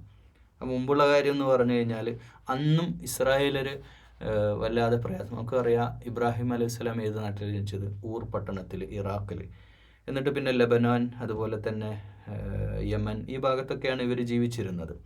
അറബികൾ ഇങ്ങോട്ട് മദീന പ്രദേശത്ത്, മക്ക, മദീന. അറബികൾ പിന്നെ സ്ഥിരമായിട്ടൊരു വീട് പോലും ഇല്ലാത്ത അവസ്ഥ, അവരിങ്ങനെ നാടോടികളായിട്ട് ജീവിക്കുന്ന ഒരു വിഭാഗമായിരുന്നു. വിവരമില്ലാത്തൊരു ജനത, നമ്മൾ ആദിവാസികൾ എന്നൊക്കെ പറയുന്ന ജനതയായിരുന്നു അറബികൾ. ഇറാൻ നിന്നുമൊക്കെ ഒരു കനാൻ ദേശത്ത് ഇപ്പുറത്തേക്കും പിന്നെ അദ്നാനികളും ഒക്കെ വരുന്ന പിന്നെ ഒരു ചരിത്രം തന്നെയുണ്ട്. അറബ് ചരിത്രം വേറെയാണ്. പക്ഷേ അറബ് ചരിത്രമല്ല, നമ്മളിപ്പോൾ ഇസ്രായേലിൻ്റെ ചരിത്രത്തിലേക്ക് വരുമ്പോൾ ഇവരുടെ ആ മുൻകാല അവസ്ഥ ഇതൊക്കെ തന്നെയായിരുന്നു. അപ്പം അതിശക്തരായിട്ടുള്ള ആളുകൾ ഇവരെ പ്രയാസപ്പെടുത്തുകയും പീഡിപ്പിക്കുകയും ചെയ്തിട്ടുണ്ട്. പ്രത്യേകിച്ച് ഇവർക്ക് ഈ ഫലസ്തീൻ വാഗ്ദത്ത ഭൂമിയാണ്. അപ്പോൾ നമ്മളിപ്പോൾ ചർച്ച ചെയ്യുമ്പോൾ ജൂതന്മാർ അവിടെ ഫലസ്തീനിൽ വന്നുകൂടിയവരാണ്, അവരവിടെ നിന്ന് പോകണം എന്ന് പറയാൻ ആസ് എ മുസ്ലിം നമുക്ക് പറ്റില്ല, ഖുറാൻ്റെ അടിസ്ഥാനത്തിൽ പറ്റില്ല. സയണിസ്റ്റുകൾ ഒരു ജൂതരാഷ്ട്രം അവിടെ ഉണ്ടാക്കി എന്നതിനെ നമുക്ക് ഒരു തെറ്റായിട്ട് കാണാം. ഒരു ഫലസ്തീനിൽ തന്നെ അവർക്ക് ജീവിക്കാമായിരുന്നു, ഫലസ്തീനിൽ തന്നെ അവർക്ക് ഫലസ്തീനായിട്ടുകൊണ്ട് തന്നെ ജീവിക്കാമായിരുന്നു. ഒരു ജൂതരാഷ്ട്രം അവിടെ ഒരു വർഗീയ ചേരിതിരിവ് ഉണ്ടാക്കിയത് തെറ്റ് തന്നെയാണ്. പക്ഷേ ഒരു കാര്യം ഇവിടെ നമ്മൾ എടുത്തു പറയേണ്ട ഒരു കാര്യം, ഇസ്രായേലിൻ്റെ കൂടിയാണ്, ജൂതന്മാരുടെ കൂടിയാണ് ഫലസ്തീൻ, അവരുടെ വാഗ്ദത്ത ഭൂമിയാണ്. അപ്പോൾ ഇസ്രായേലിൻ്റെ കൂടെ പറയുമ്പോൾ അറബികളിലും ജൂതന്മാരുണ്ട്, കൺവേർട്ടഡ് ആയിട്ടുള്ള ഒരുപാട് ജൂതന്മാരുണ്ട്, പിന്നെ ക്രിസ്ത്യാനികളിലും ഉണ്ട്. അപ്പം ഒരു മതത്തിനായിട്ട് വിട്ടുകൊടുക്കാൻ പറ്റില്ല. അറബികളുടേത് മാത്രമാണ് എന്ന് പറഞ്ഞ് ജൂതന്മാർ പോകണം എന്നും പറയാൻ പറ്റില്ല. കാരണം തുല്യാവകാശം, ഇബ്രാഹിമി പാരമ്പര്യത്തിൽ വന്നിട്ടുള്ള ലോകത്തെ ഏറ്റവും കൂടുതലുള്ള വിശ്വാസി സമൂഹമാണ് ക്രൈസ്തവ, ജൂത, ഇസ്ലാമിസ്റ്റ്. 3 വിഭാഗത്തിനും അവരുടെ 3 പേരുടെയും തറവാടാണ് ഫലസ്തീൻ. അതൊരിക്കലും ഒരാൾക്ക് മാറ്റി വെച്ചു കൊടുക്കാൻ പറ്റില്ല. പക്ഷേ ഇപ്പോഴും ഇവർ 40 കൊല്ലം അലഞ്ഞ സംഭവമൊക്കെ പറഞ്ഞല്ലോ. അതിന് ശേഷം ഇവർ അള്ളാഹിൻ്റെ മാർഗത്തിൽ ഇവർ ചോദിക്കുകയാണ്, ഒരു യുദ്ധത്തിന് ഞങ്ങൾക്ക് ഒരു ലീഡറെ, ഞങ്ങൾക്കൊരു വിമോചകനെ വേണം. ഇപ്പം മുസ്ലിങ്ങൾ പറയില്ല നമുക്കൊരു മഹദിയെ വേണം എന്നൊക്കെ ഇങ്ങനെ പറയലില്ലേ, അതുപോലെ നബിയുടെ അടുത്ത് നമുക്ക് ഇതിനെ ലീഡ് ചെയ്യാൻ ഒരാളെ വേണം ഞങ്ങൾ. അപ്പോൾ എന്ന് വെച്ചാൽ അവർ യുദ്ധം ചെയ്യാതെ, അള്ളാഹിൻ്റെ മൂസാ നബീനോട് പറഞ്ഞ എന്താ, നീ നിൻ്റെ റബ്ബും പോയിട്ട് യുദ്ധം ചെയ്യും. അവർക്കൊക്കെ കിട്ടി ശീലമാണല്ലോ, തീ തിന്നാൻ വരെ അവർക്ക് മഞ്ഞ സെൽവി ആകാശത്ത് നിന്ന് എത്തിച്ചു കൊടുത്ത സന്ദർഭമാണല്ലോ. അപ്പോൾ നീ നിൻ്റെ റബ്ബും പോയിട്ട് യുദ്ധം ചെയ്തോ, ഞങ്ങൾ ഇവിടെ നിന്നുള്ളതെന്ന് മൂസാ നബിയുടെ അനുയായികൾ പറഞ്ഞ പോലെ നിങ്ങൾ പറയുമോ എന്ന് ചോദിക്കുകയാണ്. അപ്പോൾ ചോദിക്കുകയാണ്, ഖാല ഹൽ അസൈതും ഇൻ കുതിബ അലൈക്കുമുൽ ഖിതാലു അല്ലാ തുഖാതിലു, നിങ്ങൾ യുദ്ധം ചെയ്യോ, യുദ്ധത്തിനൊക്കെ നേതാവിനെ തന്നിട്ട്. അപ്പോൾ അവർ പറയുന്നുണ്ട്, ഖാലു വമാ ലനാ അല്ലാ തുഖാതിൽ ഫീ സബീലില്ലാഹ്. അത് പുതിയൊരു ജനറേഷൻ ആട്ടോ, പഴയ ജനറേഷൻ മാറി കുറച്ച് നല്ല മനുഷ്യന്മാരും കൂടിയുള്ള ബനി ഇസ്രായേലിൽ പെട്ട കുറച്ച് ആളുകൾ. അവർ ചോദിക്കുകയാണ്, ഞങ്ങൾ ദൈവമാർഗത്തെ ഞങ്ങളങ്ങനെ പൊരുതാതിരിക്കും, ഞങ്ങളും യുദ്ധം ചെയ്യുമല്ലോ. വഖദ് ഉഖ്രിജ്നാ മിൻ ദിയാരിനാ വ അബ്നാഇനാ, ഞങ്ങളുടെ മക്കളിൽ നിന്നും ഞങ്ങളുടെ നാട്ടിൽ നിന്നൊക്കെ ഞങ്ങളെ പുറത്താക്കിയവർ അല്ലേ. അപ്പോൾ യുദ്ധം എപ്പോഴാണ് വരിക? സ്വന്തം നാട്ടിൽ നിന്ന് ആട്ടി ഓടിക്കപ്പെടുന്ന സന്ദർഭത്തിലേ അപ്പോഴാണ് യുദ്ധം. സ്വന്തം നാട്ടിൽ നിന്ന് ജനത്തെ ഇറക്കി വിടുന്ന സന്ദർഭത്തിൽ യുദ്ധം ആവശ്യമായിട്ട് വരികയാണ്. അപ്പോൾ അതുകൊണ്ട് ഞങ്ങൾ യുദ്ധം ഇങ്ങനെ ചെയ്യാതിരിക്കുന്നു. ഇസ്രായേലിയർ ആരോടാ ചോദിക്കുന്നത്? അവിടുത്തെ നബിയോട്. അവിടുത്തെ ആ കാലഘട്ടത്തിൽ അവർ നബിയോട് പറയാണ് ഈ കാര്യങ്ങൾ. ഫലമ്മാ കുതിബ അലൈഹിമുൽ ഖിതാലു തവല്ലൗ ഇല്ലാ ഖലീലം മിൻഹും വല്ലാഹു അലീമും ബിസ്സാലിമീൻ. അപ്പോൾ ഇനി യുദ്ധം ഉണ്ടായപ്പോൾ എന്താ സംഭവിച്ചത്? ഖിതാൽ, അവർ തവല്ലൗ ഇല്ല ഖലീലൻ മിൻഹു, കുറച്ച് പേരല്ലാതെ അവർ യുദ്ധത്തിൽ നിന്ന് പിന്തിരിഞ്ഞു കളഞ്ഞു. ആ പിന്തിരിഞ്ഞ് കളഞ്ഞ സന്ദർഭം നമുക്കറിയാം, നിങ്ങൾ പഠിച്ചിട്ടുണ്ടാവും. ആ താലൂത്തിനെ നിയോഗിക്കുകയും പിന്നെ ജാലൂത്തിനെ വധിക്കാൻ വേണ്ടിയിട്ട് താലൂത്ത് എന്ന് പറയുന്ന ഒരു, ഇപ്പോൾ ഖാലിദ് ബിൻ വലീദ് റളിയല്ലാഹു അൻഹുവിനെ പോലെ ഒരു ലീഡറെ എല്ലാം കോർഡിനേറ്റ് ചെയ്യാനും മുന്നിൽ നിൽക്കാനും. കാരണം ഇവർ അതിശക്തരായിട്ടുള്ള, ഇപ്പോൾ ഫറോവൻ്റെ പിൻഗാമികളാണെന്ന് പറയപ്പെടുന്നുണ്ട് ഈ ഫലസ്തീനിൽ ആ സമയത്ത് ഉണ്ടായിരുന്നവർ. അവർ അതിശക്തി, ഈ ജാലൂത്ത് എന്ന് പറയുന്നവർ അവരുടെ കുടുംബവും ഒക്കെ എന്ന് പറഞ്ഞാൽ വലിയ ശക്തരായിരുന്നു. അവർ കുടുംബമല്ല, അവരുടെ ആ ഗോത്ര സമൂഹം അവർ വലിയ ശക്തരാണ്. അപ്പോൾ അവരെ നേരിടുക എന്നുള്ളത്, ഇപ്പോൾ ഫറോവ അത്രയും വലിയ ശരീരം, നമ്മൾ അറിയാം പഴയ കാലത്ത് ആളുകൾ വലിയ ആരോഗ്യമുള്ള ആളുകളുണ്ടായിരുന്നു. അത് സമൂത് ഗോത്രത്തെ പറ്റിയൊക്കെ നമ്മൾ അവിടെയൊക്കെ പരമ്പരയിൽ വന്നൊരു വിഭാഗമാണ് ഇവർ. അതുകൊണ്ട് തന്നെ ഇവരോട് മല്ലിട്ട് ജയിക്കുക എന്നുള്ളത് നടക്കുന്ന കാര്യമല്ല. അപ്പോൾ ഈ ഒരു ഇതിന് വേണ്ടി നിയോഗിക്കപ്പെട്ട താലൂത്ത് എന്ന് പറയുന്ന വിമോചകൻ, അല്ലെങ്കിൽ യുദ്ധത്തിന് നേതൃത്വം കൊടുക്കുന്ന കമാൻഡർ, അവരെ കിട്ടിയ സന്ദർഭത്തിൽ ഇവരെന്താ ചെയ്തത്? ഇവർ യുദ്ധത്തിൽ നിന്ന് പിന്മാറി. കുറച്ച് പേര് മാത്രമേ താലൂത്തിൻ്റെ കൂടെ പോയിട്ടുള്ളൂ, യുദ്ധത്തിന് തന്നെ പോയിട്ടുള്ളൂ. അതിൽ കൂടെ പോയൊരു വ്യക്തിയാണ്, ഒരു നബിയാണ് ദാവൂദ് അലൈഹിസ്സലാം. ദാവൂദ് അലൈഹിസ്സലാമാണ് ജാലൂത്തിനെ വധിക്കുന്നത്. അപ്പോൾ നമുക്കറിയാം, ആ കവണ, ഒരു തെറ്റാലി പോലെ ഒരു സംഭവം വലിച്ചു വിട്ടിട്ട് ഒരു കല്ല് നെറ്റിയിൽ പതിക്കുകയും അതിൻ്റെ ഫോഴ്സിൽ, അതിൻ്റെ ശക്തിയിൽ ജാലൂത്ത് മരണപ്പെട്ട് വീഴുകയും യുദ്ധം ജയിക്കുകയൊക്കെ ചെയ്യുന്ന ഒരു സന്ദർഭമുണ്ട്. അപ്പോൾ ആ ചരിത്രം, ഇതൊക്കെ നമ്മളെക്കാൾ ഈ ചരിത്രം അറിയുന്നവരാണ് ജൂതന്മാരും ക്രിസ്ത്യാനികളും അവർക്കൊക്കെ ഇത് വെള്ളം പോലെ അറിയാം. ഈ കഥയൊക്കെ അവർ ചെറുപ്പത്തിലെ അവരുടെ ബൈബിൾ ക്ലാസ്സുകളിലും അവരുടെ പള്ളികളിലും ഒക്കെ ചർച്ചുകളിലും ഒക്കെ അവർ കൃത്യമായിട്ട് പഠിപ്പിക്കപ്പെടുന്ന ചരിത്രമാണിത്. കാരണം അത് വലിയൊരു വിമോചകനായിരുന്നു. ഇസ്രായേൽ സമൂഹത്തെ സംബന്ധിച്ചിടത്തോളം വലിയൊരു വിമോചകനായിട്ടാണ് കാണുന്നത്. പ്രത്യേകിച്ച് ജൂതന്മാരുടെ ഏറ്റവും ഇഷ്ടപ്പെട്ട കഥ. നമ്മളിപ്പോൾ യൂസുഫ് നബിയുടെ കഥ അവരും പഠിപ്പിക്കപ്പെടുന്നുണ്ട്.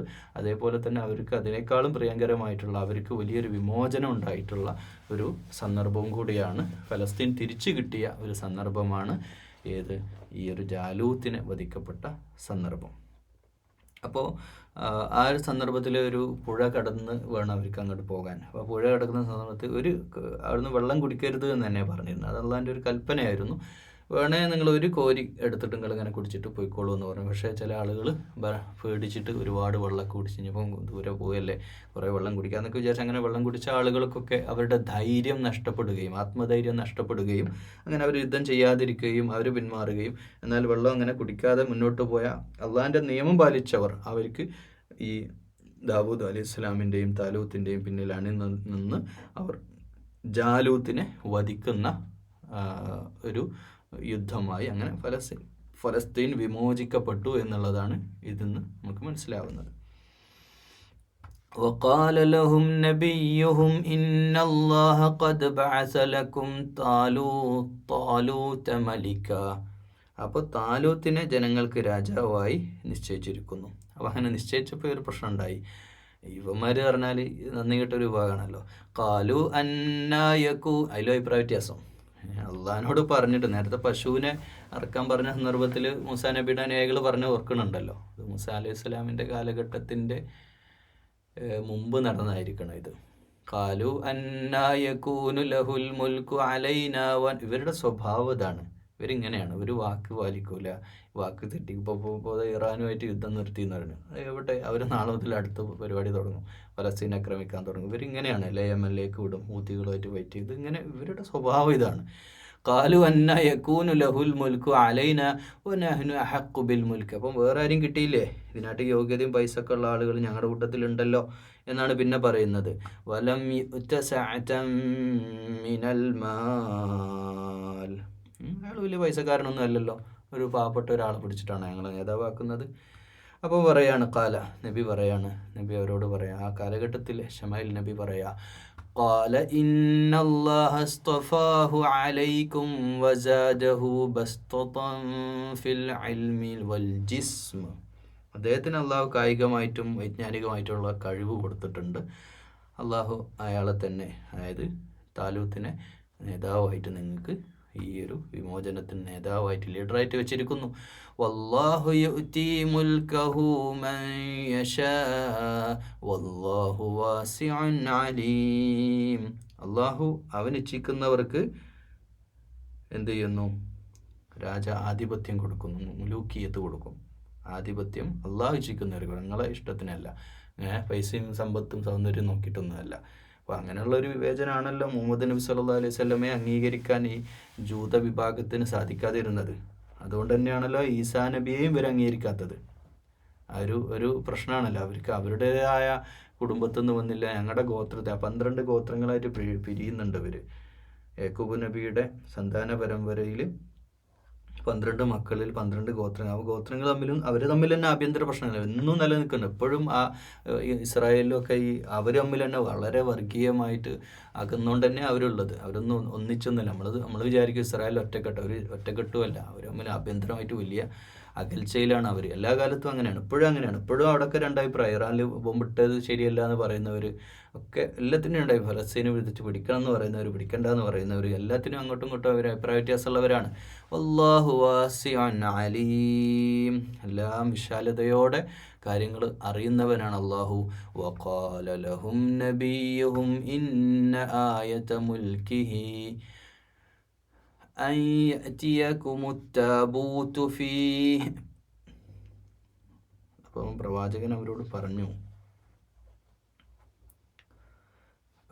രാജാധികാരത്തിനുള്ള തെളിവ് നിങ്ങൾക്ക് ആ പെട്ടി തിരിച്ചു കിട്ടലാണ്. അപ്പം പെട്ടി എന്ന് പറഞ്ഞു കഴിഞ്ഞാൽ ഇവർക്ക് പെട്ടി ഫുർഖാൻ ഒരു പെട്ടിയായിരുന്നു. ഫുർഖാൻ അള്ളാഹുവിൻ്റെ എന്ന് വെച്ചാൽ ഒരു പെട്ടി എന്ന് പറഞ്ഞാൽ അതിൽ മുൻകാല അധികാരത്തെ കൂടിയാണ് ഇവർ പെട്ടി എന്ന് പറയുന്നത്. ഇത് ഗ്രീക്ക് ഫിലോസഫിയിലും പിന്നെ നമുക്ക് കാണാൻ പറ്റും. പെട്ടിയെ പറ്റി പറഞ്ഞത്, പെട്ടി കൈമാറുക എന്ന് പറഞ്ഞാൽ അധികാരത്തിൻ്റെ ചെങ്കോൽ അതിലെല്ലാം ഉണ്ട് എന്നുള്ള രീതിയിലുള്ള ഒരു സംസാരമാണ്. അതുപോലെ വേദഗ്രന്ഥങ്ങൾ തിരിച്ചു വരുന്ന ദാവൂദ് അലൈഹിസ്സലാം പിന്നെ പ്രവാചകനായിട്ട് വരികയും സങ്കീർത്തനങ്ങൾ കിട്ടുകയൊക്കെ ചെയ്യുന്ന ദാവൂദ് അലൈഹിസ്സലാമാണ് ജാലൂത്തിനെ വധിക്കുന്നത്. അപ്പോൾ ആ ഒരു സംഭവമൊക്കെ ഇതിൻ്റെ ശേഷം ഉണ്ടാകുന്നു. അപ്പം നബി അവർക്ക് ഓഫർ കൊടുക്കുകയാണ്, ഇന്ന ആയച്ച മുൽക്കി ഈ ആധിപത്യം അവർക്ക് കിട്ടുകയും ആ പെട്ടിയും കിട്ടുകയും ചെയ്യും. അയ്യഅതിയകുമുത്താബൂതു ഫീഹി സകീനതും മിർ റബ്ബികും വബഖിയ്യതും മിമ്മാ തറക ആലു മൂസാ വആലു ഹാറൂന തഹ്മിലുഹുൽ മലായിക. അപ്പോൾ ഹാറൂൻ അലൈഹിസ്സലാമിൻ്റെയും മൂസ അലൈഹിസ്സലാമിൻ്റെയും വിട്ടേച്ചു പോയ അവശിഷ്ടങ്ങളും ഒക്കെ മലായിക്കത്തിൻ്റെ സാന്നിധ്യത്തിൽ നിങ്ങൾക്കത് കിട്ടും. അപ്പോൾ സാന്ദർഭികമായിട്ടും ഈ ഒരു സംഭവമൊക്കെ നടക്കുന്നത്, ജാലൂത്ത് താലൂത്തിൻ്റെ വിഷയങ്ങളൊക്കെ നടക്കുന്നത് മൂസ അലൈഹിസ്സലാമിൻ്റെ കാലഘട്ടത്തിന് ശേഷമാണ്. ഇബ്രാഹിം അലൈഹിസ്സലാമിൻ്റെ കാലഘട്ടത്തിൻ്റെ ശേഷമാണ്. ഇസ്ഹാഖ് നബിയുടെയും യൂസുഫ് നബിയുടെയും ഒക്കെ പരമ്പരകൾക്ക്, ആ പ്രവാചക പരമ്പരകൾക്കൊക്കെ ശേഷം ഒരുപാട് പ്രവാചകന്മാർ വന്ന ശേഷം മൂസ അലൈഹിസ്സലാമിൻ്റെ കാലഘട്ടത്തിന് ശേഷമാണ് ഈ സംഭവം നടന്നിട്ടുള്ളത്. അപ്പോൾ ഈ ഒരു പെട്ടി കിട്ടുന്നതും ഈ സന്ദർഭമൊക്കെ, ഇപ്പോൾ പെട്ടി എന്ന് പറഞ്ഞാൽ എന്താ പെട്ടിയുടെ മഹാത്മ്യം, മൂസ അലൈഹിസ്സലാമിൻ്റെയും ഹാറൂൻ അലൈഹിസ്സലാമിൻ്റെയും ഒക്കെ അവശിഷ്ടങ്ങൾ എന്ന് പറഞ്ഞാൽ വേദദർശനത്തിൻ്റെ ബാക്കി ദൈവീകതയെ, പ്രവാചക പരമ്പരയെ, അതോടൊപ്പം ഈ പറഞ്ഞ ശരീഅത്ത് നിയമങ്ങളെ ഒക്കെ വീണ്ടും നമുക്ക് തിരിച്ചു കിട്ടുന്ന സന്ദർഭമായിരിക്കും. ഇന്ന ഫീ ദാലിക ലആയതൻ ലകും ഇൻ കുൻതും മുഅ്മിനീൻ. അപ്പം നിങ്ങൾ വിശ്വാസികളാണെങ്കിൽ, ഏത് പെട്ടി നിങ്ങൾ സത്യവിശ്വാസികളാണെങ്കിൽ ഇതിനൊക്കെ വലിയ പാഠമുണ്ട്, വലിയ മഹത്തായ തെളിവുകളുണ്ട്. ചരിത്രത്തിൽ എത്ര ചെറു സംഘങ്ങളാണ് വലിയ സംഘത്തെ, ഇപ്പം എല്ലാവിധ അധികാരങ്ങളുള്ള, ഇന്നിപ്പോൾ സാമ്രാജ്യത്വം, ഇന്നിപ്പോൾ ഇത് പറയുമ്പോൾ നിങ്ങൾക്ക് ഏറ്റവും ആനുകാലികമായിട്ട് നമുക്ക് പറയാൻ പറ്റുന്ന ഒരു സംഭവം, അതിൻ്റെ പിന്നിലുള്ള രാഷ്ട്രീയം എന്താവട്ടെ, ഖത്തറിലേക്ക് യൂറോപ്പിൻ്റെ അമേരിക്കയുടെ എയർബേസിലേക്ക് ഇറാൻ അറ്റാക്ക് ചെയ്യുമ്പോൾ പിറ്റേന്ന് തന്നെ സുപ്രഭാതം, ഇന്നലെ വരെ കൊല്ലും, പിന്നെ അണ്ടർഗ്രൗണ്ടിലിട്ടിട്ട് കൊല്ലും എന്നൊക്കെ പറഞ്ഞ ഒരു നേതാവിൻ്റെ വിഷയത്തിൽ, ഖുമൈനിയുടെ വിഷയത്തിൽ ഇന്ന് എന്താ പറയുന്നത്, യുദ്ധം നിർത്തി, ഞങ്ങളില്ല, തല്ലിനില്ല, ഞങ്ങൾ ഫൈറ്റിനില്ല എന്ന് പറയുന്ന ഒരവസ്ഥയിലേക്ക് ഇവരൊക്കെ ഭീരുക്കളാണ് യഥാർത്ഥത്തിൽ. അപ്പോൾ ഈ ഭീരുത്വം എന്താണ്, അവരുടെ ആളുകൾക്ക് കൈകാര്യം ചെയ്യും. അപ്പോൾ നമ്മൾ അങ്ങോട്ട് എപ്പോഴും അടിക്കാൻ മർദ്ദകരായിട്ട് അവർ എല്ലാ കാലത്തും അവർ ജീവിക്കുകയും, എന്നാൽ മർദ്ദിക്കപ്പെടുന്നവരെ തിരിച്ചടിക്കാൻ തുടങ്ങുമ്പോഴത്തേക്ക് അവർ അതിനൊക്കെ ഒഴിഞ്ഞു മാറുകയും ചെയ്യുന്ന, പക്ഷേ അതൊക്കെ താൽക്കാലികമാണ്. എങ്കിലും ഇതാണ് അവസ്ഥ. ഇത്ര ചെറിയ സംഘങ്ങൾ, ഇവരൊക്കെ വലിയ ലോക പോലീസ് ചമഞ്ഞുകൊണ്ട് വലിയ അധികാരത്തിൻ്റെ ആളുകളായി നിൽക്കുമ്പോഴും കൊച്ചു സംഘങ്ങൾ തന്നെയാണ് ആത്മാർത്ഥമായ അള്ളാഹുവിലുള്ള അർപ്പണബോധത്തോടുകൂടെ അള്ളാഹിൻ്റെ മാർഗത്തിൽ ഇറങ്ങിത്തിരിക്കുമ്പോൾ ഇവരൊക്കെ വഴി മാറിപ്പോവേണ്ടി വരും. ചരിത്രത്തിന് വഴിമാറില്ലാതെ വേറെ ഉണ്ടാവില്ല. അത് അവരുടെ ഗതികേടാണ്. അപ്പോൾ ഇതൊക്കെ വലിയൊരു പാഠമാണ്. അള്ളാഹിൻ്റെ മാർഗത്തിൽ യുദ്ധം ചെയ്യാനും ധർമ്മസമരത്തിന് ഇറങ്ങാനൊക്കെ പറഞ്ഞപ്പോൾ ചരിത്രത്തിൽ ഇങ്ങനെയൊക്കെ ഉണ്ടായിട്ടുണ്ട്. അപ്പോൾ ഇതിപ്പം ഈ ആയത്തുകളൊക്കെ ഇറങ്ങുന്നത് ബദറും ഉഹദും ഖന്തക്കും ഹുനൈനും ഒക്കെ നടക്കുന്നതിൻ്റെ ഒക്കെ മുമ്പല്ലേ. ഈ കാര്യങ്ങളൊക്കെ ഇങ്ങനെ അള്ളാഹു വിശദീകരിച്ച് കൊടുക്കുന്ന ഈ ചരിത്രത്തിലൊക്കെ നിങ്ങൾ പഠിക്കുക. അപ്പോൾ അള്ളാഹിൻ്റെ ദീനിൻ്റെ മാർഗത്തിൽ നിങ്ങൾ വിശ്വാസിയായിക്കൊണ്ട് യുദ്ധസന്ദർഭത്തിൽ സ്വന്തം നാടിന് വേണ്ടി, സ്വന്തം സംസ്കാരത്തെ, രാജ്യത്തെ, സംവിധാനങ്ങളെ കാക്കാൻ വേണ്ടിയിട്ട് ബദറിലേക്ക് ഇറങ്ങുമ്പോഴും ഇതൊക്കെ പ്രചോദനമാകേണ്ടതുണ്ട്. എത്ര ചെറു സംഘങ്ങളാണ് ലോക ചരിത്രത്തിൽ തന്നെ ധർമ്മത്തിനെതിരെ പോരാടി വിജയിച്ചിട്ടുള്ളവർ എന്ന കാര്യം വിശ്വാസികൾക്ക് വലിയ പാഠമുണ്ട് എന്ന് ഇതിലൂടെ പറയാണ്. ഫലമ്മ ഫസല, താലൂത്തുമായിട്ട് ബന്ധപ്പെട്ടുള്ള കാര്യം. ഫലമ്മ ഫസല താലൂതു ബിൽ ജുനൂദി ഖാല ഇന്നല്ലാഹ മുബ്തലീകും ബിനഹ്രിൻ. ആ പുഴയുടെ കാര്യം നേരത്തെ പറഞ്ഞുപോയി, പക്ഷെ ആ കാര്യം വീണ്ടും ആയത്തിലൂടെ അള്ളാഹു പറയാം. ഇന്നല്ലാഹ മുബ്തലീകും ബിനഹ്രിൻ ഫമൻ ശരിബ മിൻഹു ഫലൈസ മിന്നി വമൻ ലം യതഅംഹു ഫഇന്നഹു മിന്നി ഇല്ലാ മൻ ഇഅ്തറഫ ഉർഫതൻ ബിയദി. അപ്പോൾ നിങ്ങൾ അത് രുചിച്ച് ടേസ്റ്റ് നോക്കുന്ന, അതിൻ്റെ ടേസ്റ്റ് പോലും നോക്കാൻ പാടില്ല. ആ ഒരു നദി മുറിച്ച് കിടക്കുന്ന സമയത്ത് നെഹ്റ് ആ പുഴ അതിന്ന് വെള്ളം കുടിക്കരുത് എന്ന് ശക്തമായിട്ട് ഓർഡർ കൊടുത്തിരുന്നു. അതൊരു പരീക്ഷണം കൂടിയായിരുന്നു. നേരത്തെ തന്നെ ഒരു പട്ടണത്തിലേക്ക് പ്രവേശിക്കുന്ന സമയത്ത് എങ്ങനെ നിങ്ങൾ പ്രവേശിക്കണമെന്ന് അവരോട് ഇസ്രായേലിനോട് പറഞ്ഞിരുന്നു. അവരങ്ങനെ പ്രവേശിച്ചില്ല. അതുകൊണ്ട് 40 കൊല്ലം അവരെ മരുഭൂമിയിൽ അലയേണ്ടി വന്നു എന്നാണ്. അപ്പോൾ പിന്നെ മരിച്ചു പോയൊരു സന്ദർഭം പറയുന്നു. കുറേ ഒരു സമൂഹത്തെ അള്ളാഹു കൊന്നു കളഞ്ഞു, അതായത് മരിക്കാൻ തന്നെ പറഞ്ഞു ആ സമൂഹത്തോട്. അപ്പം അങ്ങനെ മരിപ്പിച്ച് കളയൊക്കെ ചെയ്ത് അള്ളാഹുവിൻ്റെ നിയമങ്ങൾ അവർ എന്ത് ചെയ്യുന്നു, തെറ്റിക്കുന്നു എന്നുള്ളതാണ്. അപ്പോൾ ഈ പുഴയിൽ നിന്ന് അവരോട് വെള്ളം കുടിക്കരുത് എന്ന് അവർക്ക് കൽപ്പന ഉണ്ടായിരുന്നിട്ട് പോലും ചിലർ നന്നായിട്ട് കുടിച്ചു, ചിലർ ഒരു കയ്യിൽ കുടിച്ചു. ഒരു കയ്യിൽ കുടിച്ചവരെ അള്ളാഹു പിന്നെ എന്ത് ചെയ്തു, പൊരുത്തപ്പെട്ടു കൊടുത്തു എന്നുള്ളതാണ്. ഫശരിബൂ മിൻഹു ഇല്ലാ ഖലീലം മിൻഹും, കുറച്ച് വിഭാഗമല്ലാത്ത എല്ലാവരും എന്ത് ചെയ്തു, അതിന് വെള്ളം കുടിച്ചു എന്നു. കുറച്ച് ആളുകളാണ് യുദ്ധത്തിൽ അവർക്ക് ധൈര്യം ഉണ്ടായിരുന്നതാണ്. കുടിക്കാത്തവർക്ക് ധൈര്യം ഉണ്ടാവുകയും കുടിച്ചവർക്കൊക്കെ ഒരു ധൈര്യം ചോർന്നു പോവുകയും ചെയ്ത സന്ദർഭമാണത്. ഫലമ്മാ ജാവസഹു ഹുവ വല്ലദീന ആമനൂ മഅഹു ഖാലൂ ലാ ത്വാഖത ലനൽ യൗമ ബിജാലൂത വജുനൂദിഹി. അങ്ങനെ വിശ്വാസികളും അവരൊക്കെ ആ നദി മുറിച്ച് കടന്ന് മുന്നോട്ടെത്തിയപ്പോൾ അവർ പറഞ്ഞു, ഞങ്ങൾക്ക് ജാലൂത്തിനെ നേരിടാനുള്ള കഴിവില്ല, ഞങ്ങൾക്ക് അതിനുള്ള താക്കത്തില്ല. നമ്മൾ മലയാളത്തിലും പറയില്ലേ, താക്കത്തില്ല എന്ന് അവർ പറഞ്ഞു. ആരീ വെള്ളം കുടിച്ചവർ. قال الذين يظنون أنهم ملاقو الله كم من فئة قليلة غلبت فئة كثيرة بإذن الله. അള്ളാഹിൻ്റെ അനുമതിയോടെ. അത് നേരത്തെ പറഞ്ഞ കാര്യം, എത്രയെത്ര കൊച്ചു സംഘങ്ങളാണ് വലിയ വലിയ സൈന്യത്തെ, സർവാധിപതിയായ വലിയ സാമ്രാജ്യത്വ ശക്തികളെ എല്ലാ സർവായുധങ്ങളുമായിട്ട് കടന്നു വന്ന സൈന്യത്തെ തോൽപ്പിച്ച് എത്രയെത്ര ചെറു സംഘങ്ങളാണ് അള്ളാഹിൻ്റെ അനുമതിയോടെ. വല്ലാഹു മഅസ്സാബിരീൻ, അള്ളാഹ് ക്ഷമിക്കുന്നവരുടെ കൂടെയാണ്. ഇതൊക്കെ ഇന്നത്തെ ഫലസ്തീനികൾക്കും പ്രചോദനം ഉണ്ടാവുന്ന ഒരു ആയത്താണ്. എത്ര ചെറു സംഘങ്ങളാണ് അള്ളാഹിൻ്റെ മാർഗത്തിൽ ഇങ്ങനെ പോരാടുകയും വിജയിക്കുകയും ചെയ്തിട്ടുള്ളത്.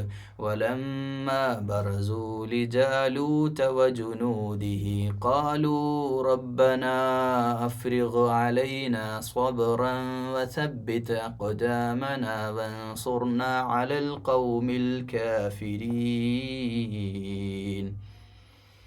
അവർ പ്രാർത്ഥിച്ചു. ആര്?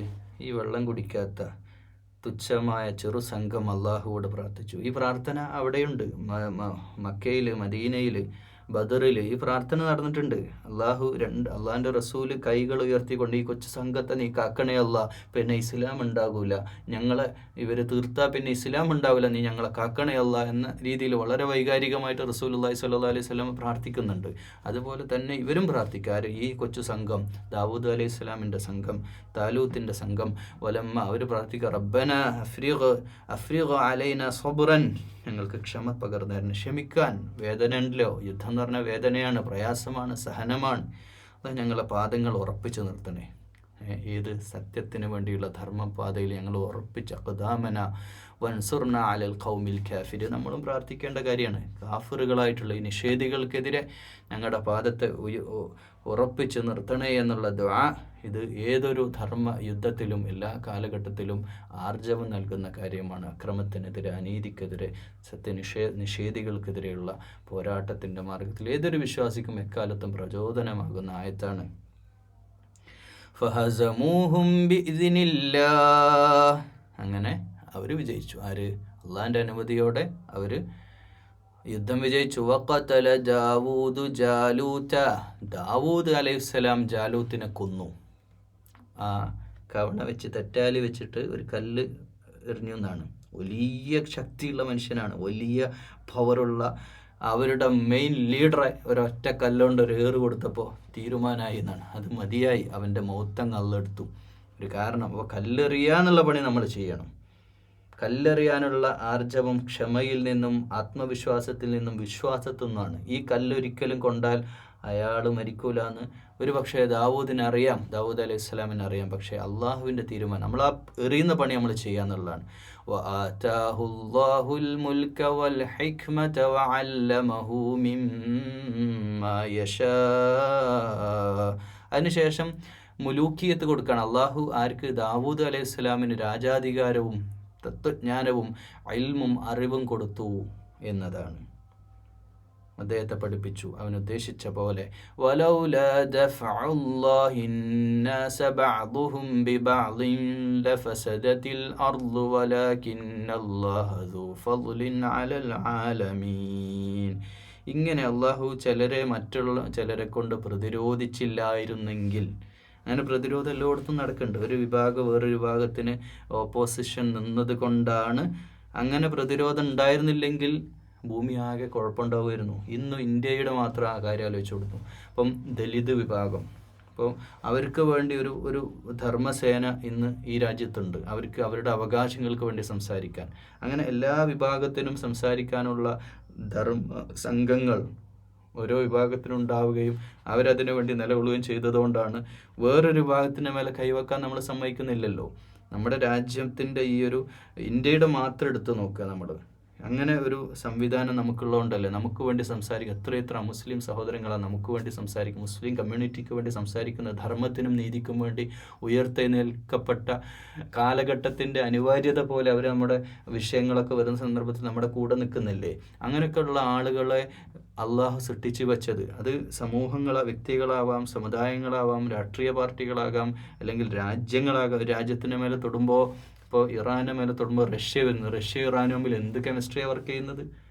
ഒന്നുമില്ല. ശത്രുവിൻ്റെ ശത്രു ആത്മമിത്ര, അത്രയേ ഉള്ളൂ, വേറൊന്നുമില്ല. ആലോചിച്ച് നോക്കൂ. ചൈന വരുന്നു, ചൈന വന്നിട്ട് സപ്പോർട്ട് ചെയ്യുന്നു ആരെ? ഇറാനെ. റഷ്യ സപ്പോർട്ട് ചെയ്യുന്നു, അവർക്ക് ആയുധങ്ങൾ തരാമെന്ന് പറയാം. അപ്പോൾ പറയാ ആർജവുള്ള ആൺകുട്ടി എന്നൊക്കെ പറയില്ലേ, ഇറാൻ്റെ ലീഡർ പറയാ അവരെ തീർക്കാൻ ഞങ്ങൾ മതി, നിങ്ങളെ സഹായം ഒന്നും ആവശ്യമില്ല എന്ന് വെച്ചാൽ അവർ കേപ്പബിളാണ്, അതിന് കഴിവുള്ളവരായിട്ട് തന്നെയാണ്, അതിനുള്ള പവർ അവർ നേടിയിട്ട് തന്നെയാണ് ആ സംസാരം ഉണ്ടായത്. എന്തായാലും അങ്ങനെ അതൊക്കെ ഇറാൻ നമുക്ക് അഭിപ്രായ വ്യത്യാസമുണ്ട്, ഷിയ വിഷയത്തിൽ നമുക്ക് അഭിപ്രായ വ്യത്യാസങ്ങളുണ്ട്, നമ്മൾ സംസാരിക്കുന്നുണ്ട്. പക്ഷേ ആസ് എ മുസ്ലിം, അള്ളാഹുവിൽ വിശ്വസിക്കുന്നവർ, 5 വക്ത് അള്ളാഹിൻ്റെ മുമ്പിൽ സുജൂദ് ചെയ്യുന്നവർ എന്നുള്ള അർത്ഥത്തിൽ നമ്മൾ അവരെ മനസ്സിലാക്കിയ പറ്റും അവർ നമ്മുടെ സഹോദരങ്ങളാണ്. ഒരു പക്ഷേ സയനിസ്റ്റിനേക്കാൾ നമുക്ക് ഇഷ്ടം ഇവരോടാണ് വേണ്ടത്.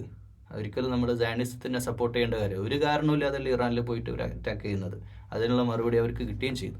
പക്ഷേ അതുപോലെ ഒരു ജനതയെ മറ്റൊരു വിഭാഗം കൊണ്ട് പ്രതിരോധിച്ചില്ലായിരുന്നെങ്കിൽ ഈ ലോകം മുഴുവൻ പ്രശ്നത്തിലാകുമായിരുന്നു, കുഴപ്പത്തിലാകുമായിരുന്നു.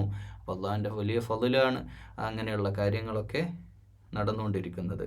തിൽക ആയാത്തുല്ലാഹ്, ഇതൊക്കെ അള്ളാഹിൻ്റെ ആയാത്തുകളാണ്, അള്ളാഹിൻ്റെ ദൃഷ്ടാന്തങ്ങളാണ്. ഇതൊക്കെ പറയണൊക്കെ അള്ളാഹു നമുക്ക് മനസ്സിലാക്കാനും ജീവിതത്തിൽ വാട്ടാനുള്ള വെളിച്ചവുമാണ്. ആയാത്തുല്ലാഹി നത്ലൂഹ അലൈക ബിൽ ഹഖ്, യാഥാർത്ഥ്യങ്ങൾ നിനക്ക് മനസ്സിലാകാൻ ബോധ്യപ്പെടാൻ വേണ്ടിയിട്ടാണ്, ഹഖ് മനസ്സിലാവാൻ. വ ഇന്നക ലമിനൽ മുർസലീൻ, മുർസലീങ്ങൾ നീ തീർച്ചയായും ദൈവദൂതന്മാരിൽ പെട്ടവനാണ്. ആരോട്? മുഹമ്മദ് റസൂലുള്ളാഹി സ്വല്ലല്ലാഹു അലൈഹി വസല്ലമയെ ചേർത്ത് നിർത്താണ് അല്ലാഹു സുബ്ഹാനഹു വ തആല 252 ആയത്തിൽ നമ്മൾ അവസാനിപ്പിക്കുന്നു. ഈ ഒരു ഭാഗം കുറച്ച് ചരിത്രം കൂടെ, ചരിത്ര കഥകൾ ഇങ്ങനെ 1000ഓളം കഥകളുണ്ട് എന്നാണ്. അപ്പോൾ ഈ കഥകളും ചരിത്രത്തിൻ്റെ യഥാർത്ഥത്തിൽ ഖുർആൻ എന്ന് പറഞ്ഞാൽ ഒരുപാട് ഉപദേശത്തിൻ്റെ അപ്പുറം ഒരു ലോക ചരിത്രത്തിലും നമ്മളിങ്ങനെ ഇത്രയധികം നമ്മുടെ ചരിത്ര പഠനം നടത്തുന്ന മറ്റൊരു വേദഗ്രന്ഥം ഉണ്ടോ എന്നറിയില്ല. ഇത്രയധികം ചരിത്രം ഇങ്ങനെ പറഞ്ഞ് ഈ ചരിത്ര സംഭവങ്ങൾ നമുക്ക് പാഠം ഉൾക്കൊള്ളാൻ വേണ്ടി കൂടിയാണ്. ഇത് നമ്മുടെ മാത്രം ചരിത്രമല്ല. ഇബ്രാഹിമി പാരമ്പര്യത്തിൽ 3 പൂക്കളാണ് വിരിഞ്ഞത്. ഇബ്രാഹിമി പാരമ്പര്യത്തിൽ 3 പുഷ്പങ്ങൾ, അതിനങ്ങനെ മനസ്സിലാക്കിയാൽ മതി.